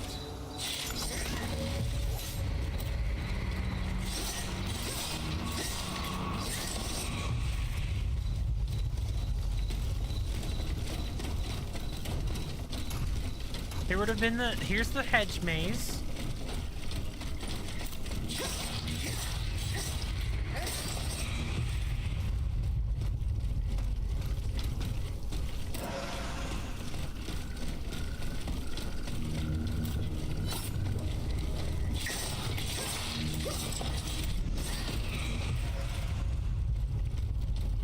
What am I thinking of? There was something that I could break down, or I thought I could break down, and I'm forgetting where it is. It's this. That's what I was waiting on.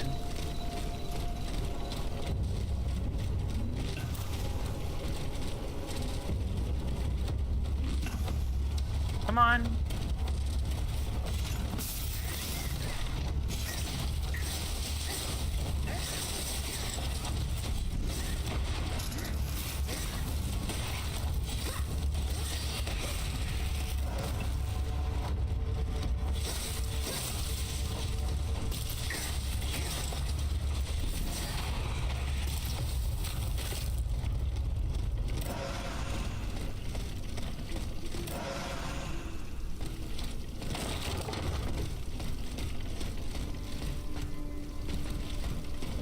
Alright, so this was just a little bonus area that, now that we've unlocked it, wasn't really worth an incredible amount to begin with. Meh. I've had better rewards. It's fine. Might as well go back. Maybe... Yeah, so here's this Bastille.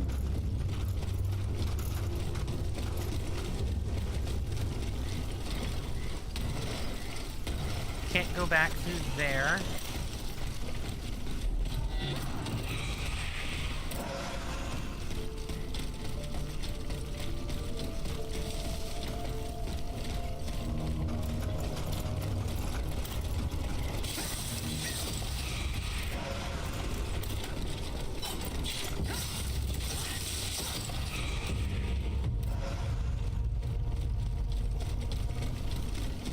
And this would have been right here. They were right here when that happened.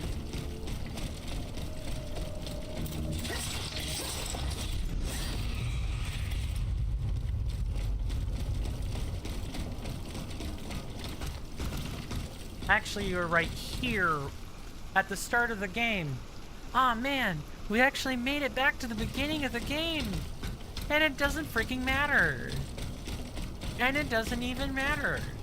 All that matters is that we, you know, unlock the front door, which can only be performed by that key, which we can't get.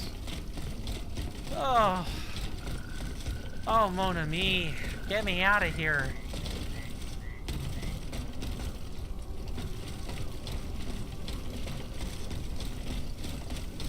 I might need to fumble around on my own, guys, and get this key. I don't know if that is worth a posterity video on its own. I'm also trying to play catch up on so many other things. So I'm thinking maybe if I just find out how to access this key, I'll have it ready for us by next time. I'm not 100% sure how I'm going to handle this yet. Let me know in the comments of the VOD, or, you know, in the chat if you want to see a posterity video of that. Otherwise, I'm probably just gonna do that by my lonesome and then have the key ready to go for us later on. So this is probably the...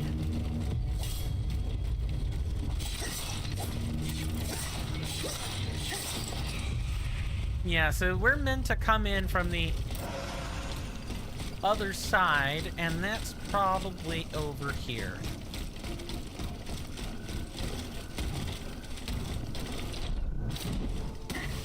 Okay, why give me something to jump on if it's not necessary? Alright, game.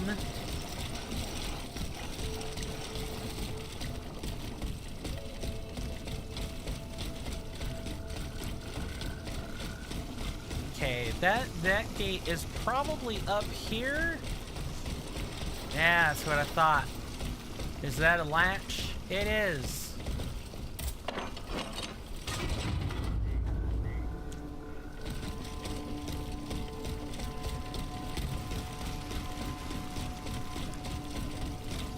So now we go back through here. And just like that, we're ready to enter Chateau de St. Cloud.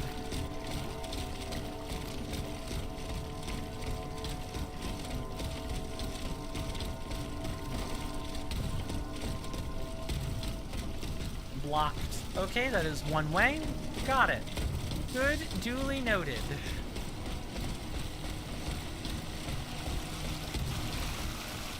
You called, madame? Aegis, thank heavens you're here. We're under siege. In the courtyard, one of the king's creatures. It seems determined to destroy the chateau walls. It's as if it came here for us. Here is the key to the gate. It will lead you to the courtyard. Hurry, our lives are in your hands. Before that, though, loot. Shiny loot. And the Bastille.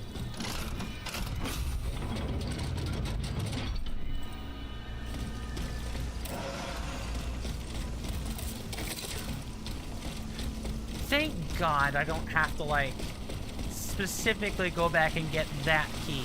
Let's read the key to the courtyard real quick. Our gate near the fountains. This key given by the Queen opens the gate at the top of the double staircase at the end of the fountains. It will allow Aegis to reach the main courtyard where she can neutralize the automat that is threatening the chateau and the lives of its occupants. Yeah, I haven't even had time to notify the Queen of all the bad shit we were dealing with. Hello. Oh, we gotta go back to that golden gate that required a key, don't we? Yup. It's this right here. I wasn't too far off the mark once I figured it out. I just didn't think it was this exact one either.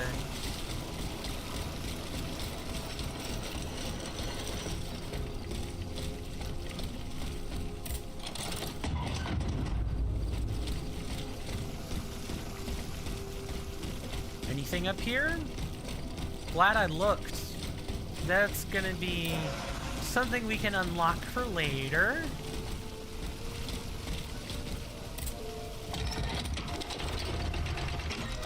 Now we have easy access to the Bastille if we really need it.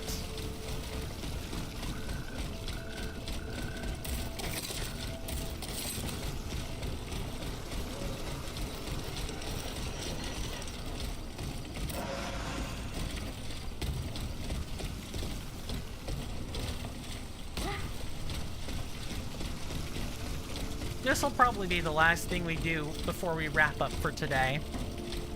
You know, provided I'm not immediately strung along to do 10 other tasks.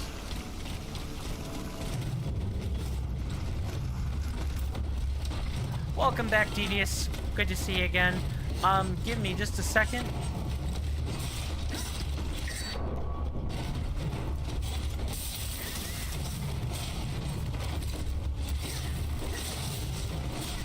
Because I currently cannot be wearing a hat. How have you been? How have the last few hours treated you? Nice. Yep. I need to back off and wait for the health regen to work a little bit.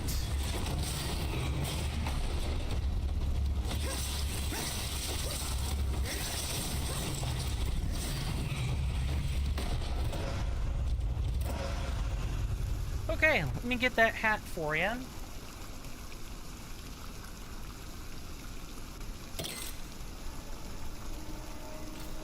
It'll have to be a mismatched hat. I'm wearing a purple shirt, but a brown hat. So,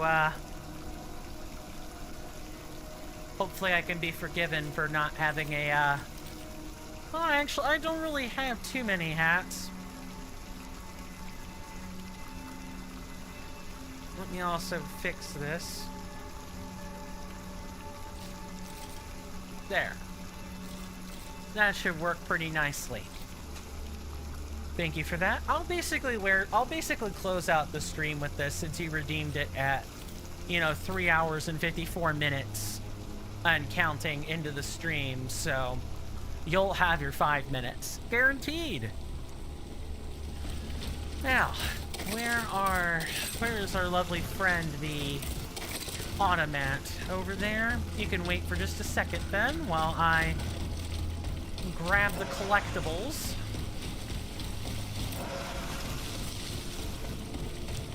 Alright, let's go smash face. Who's ready to punch a clockwork being?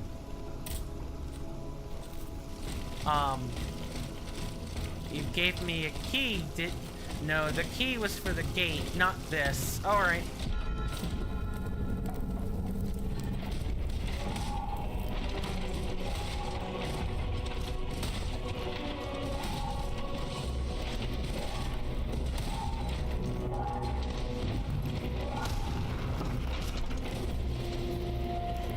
Please tell me this thing is at least susceptible to ice.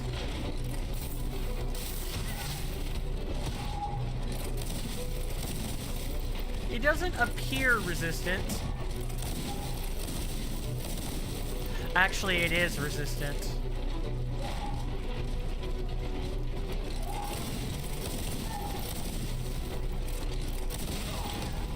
Yeah, based on the sheen of the metal, it is in fact resistant. Alright. Melee it is.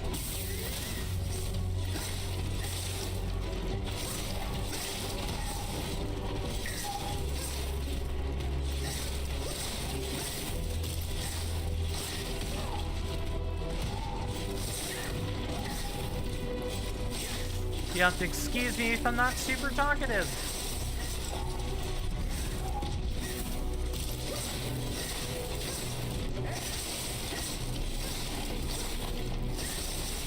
Orpheus is quite the step up for the Titan compared to the Titans I'm usually facing.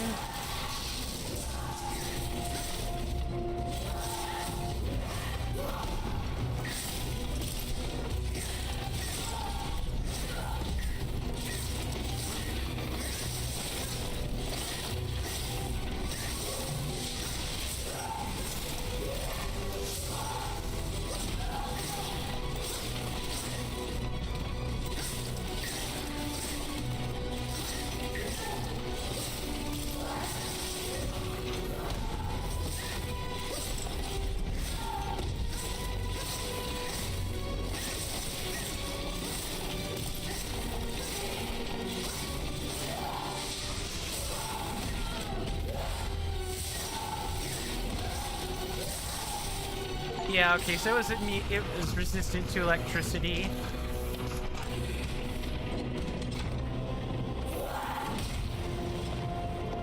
Mon Dieu! Aegis! My queen, don't! Run, madame! No! Artemisa, that thing, it's staring at you. I think I know whose soul this is.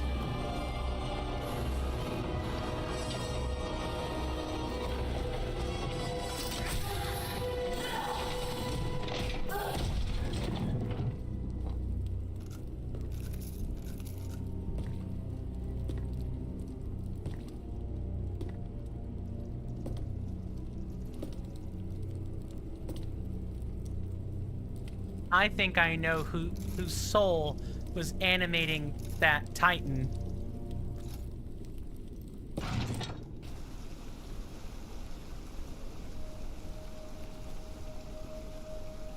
You're safe, madame. Mon Dieu. Aegis. Why did this abomination attack us? I think you know, madame. You saw how it obeyed you when you ordered it to stop fighting. I don't understand a word of this nonsense. I'm afraid your guardian angel seems to have a few screws loose, my queen. No. You must listen to me. That creature was not trying to destroy you, madame. It was trying to be near you. Listen to your heart. You know what it was. You know whose soul animated those cogs. Stop it, please. Just stop. You must know the truth. Everything is there, written in the king's own hand. How he ordered your son to be put to death. How he bound his soul to the machine I just destroyed. How they were unable to control this hateful thing. My baby. Oh, my queen. My poor angel. In the hell he suffered. wanted only to seek his mother's comfort. No. No. Curse you, Louis. The Butcher King. Murderer. Destroyer of innocence. He will pay for this unspeakable crime with his own head. I swear it on my life. No, Antonio, my dear friend. Do not give in to this madness. Leave us, Aegis. I must speak privately with Madame de Polignac. Very well, Madame. Well.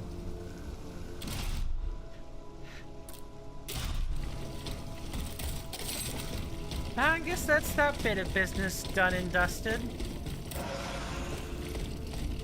Ooh, or a calcum. That's a +5 right there. Ah, shiny. I love the smell of a good upgrade.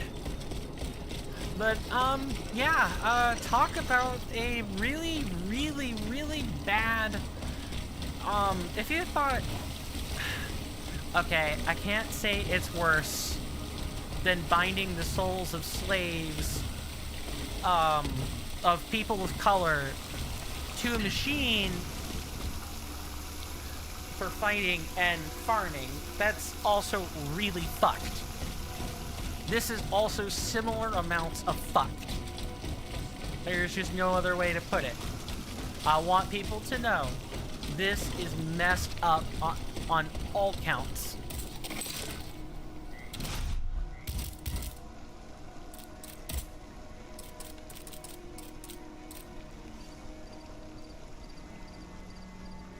A bit later, the messenger returned to her with a cry for help. The Chateau de St. Cloud was under attack, and Marie Antoinette was ordering Aegis to come to her aid immediately.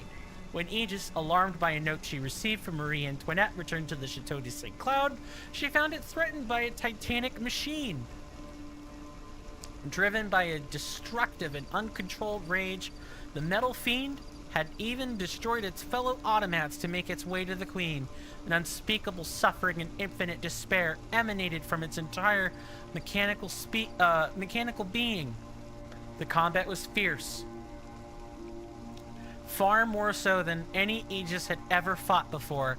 Just when all seemed lost, the automat froze and turned to face the Queen. As if in response to her desperate cry, Aegis realized this was the gesture of a grief-stricken child turning to his mother, for such was the grim truth. This monster contained the Dauphin's soul, imprisoned inside the metal imprisoned inside the metal shell through Cagliostro's black magic. With a final push, Aegis defeated the creature and freed the poor child's spirit.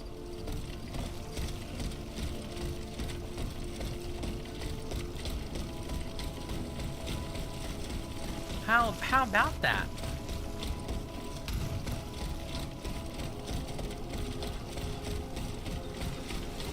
Isn't it nice that all that wet work that we did, that groundwork, so to speak, was rewarded?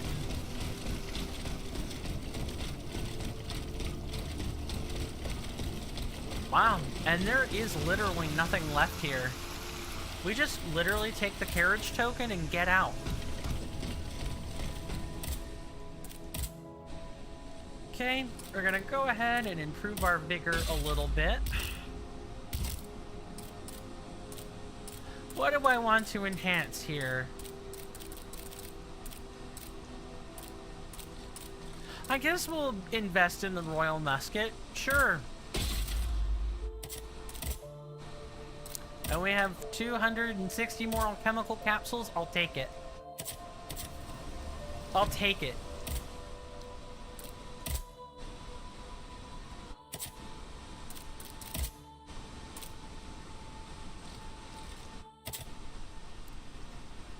Very well. Alright, ladies and gentlemen and non-binary people.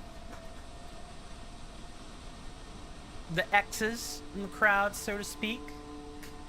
Thanks again for hanging out with me. For those of you on YouTube, that's it.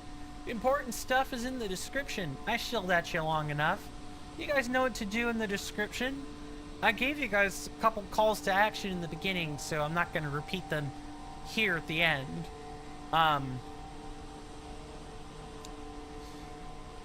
don't usually have anything left for YouTube people at this point, so stay safe, my YouTube senators and inductees. Take care of yourselves, and we're going to turn it over to the Twitch wrap-up. Oh, and hey, don't forget to join the Discord. You could probably just search Coinstamp's Halls and you'll find it. Now, as for you guys on Twitch, I've already shouted out, you know, Mrs. Devious Grace. Let's get those live, you know, live recommendations going. So the way this normally works is, I usually like to, since it's been rather quiet in here, I generally give 2 shoutouts, and then I skedaddle. Who shall I give my 2 shoutouts to? Well, let's see. I tend to try to give them to smaller streamers that are kind of doing the same thing I'm doing. Sometimes I also like to recommend just something completely different from what I'm doing. Because sometimes people in my variety streams are like that. They don't like, they don't want to watch more of the same. They want to watch something else. If you guys like Dragon Age content, check out JDT Hala. They are a VTuber. They are currently playing some Dragon Age, the Veil Guard, with Solus and all that.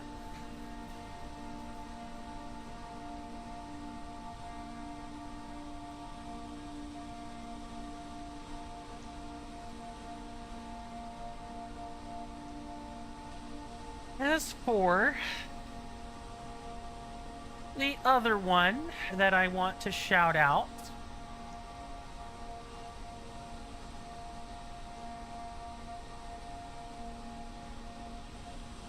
sure, I'll shout him out. If you guys like, you know, Soulsborne games, check out a man by the name of Perpetual Resurrection. Tony introduced me to him, although I wouldn't say I'm in the man's circles or anything, but I at least know of him. So I want to make sure I push people to the appropriate content author. When I bumped into him, he happened to be playing Lies of P, but I've seen him play Bloodborne and some other stuff. So lots of Souls-like content.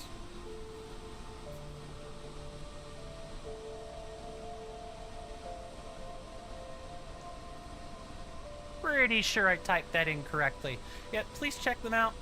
For you guys on Twitch, and those of you that stuck around on YouTube, I'd like to thank you again so very much for hanging out with me and keeping me company. You know, even though I failed you as a streamer this last week, I deign not to do that again. I mean, it'll happen again, but I deign to make sure I put forth the good effort I tell you I am. Even if reality would get in my way, I want to do my best to make sure I'm giving you guys the content you've asked for. Now, I should say, and this is kind of like my closing remark here, you know, things in the US aren't looking good. We have an incoming tyrant. Even the Canadian people have a lot to beware with the tyrant that will be coming into our office on January the 5th. Watch your neighbor. The US is not necessarily your friend right now, on a government level, strictly speaking.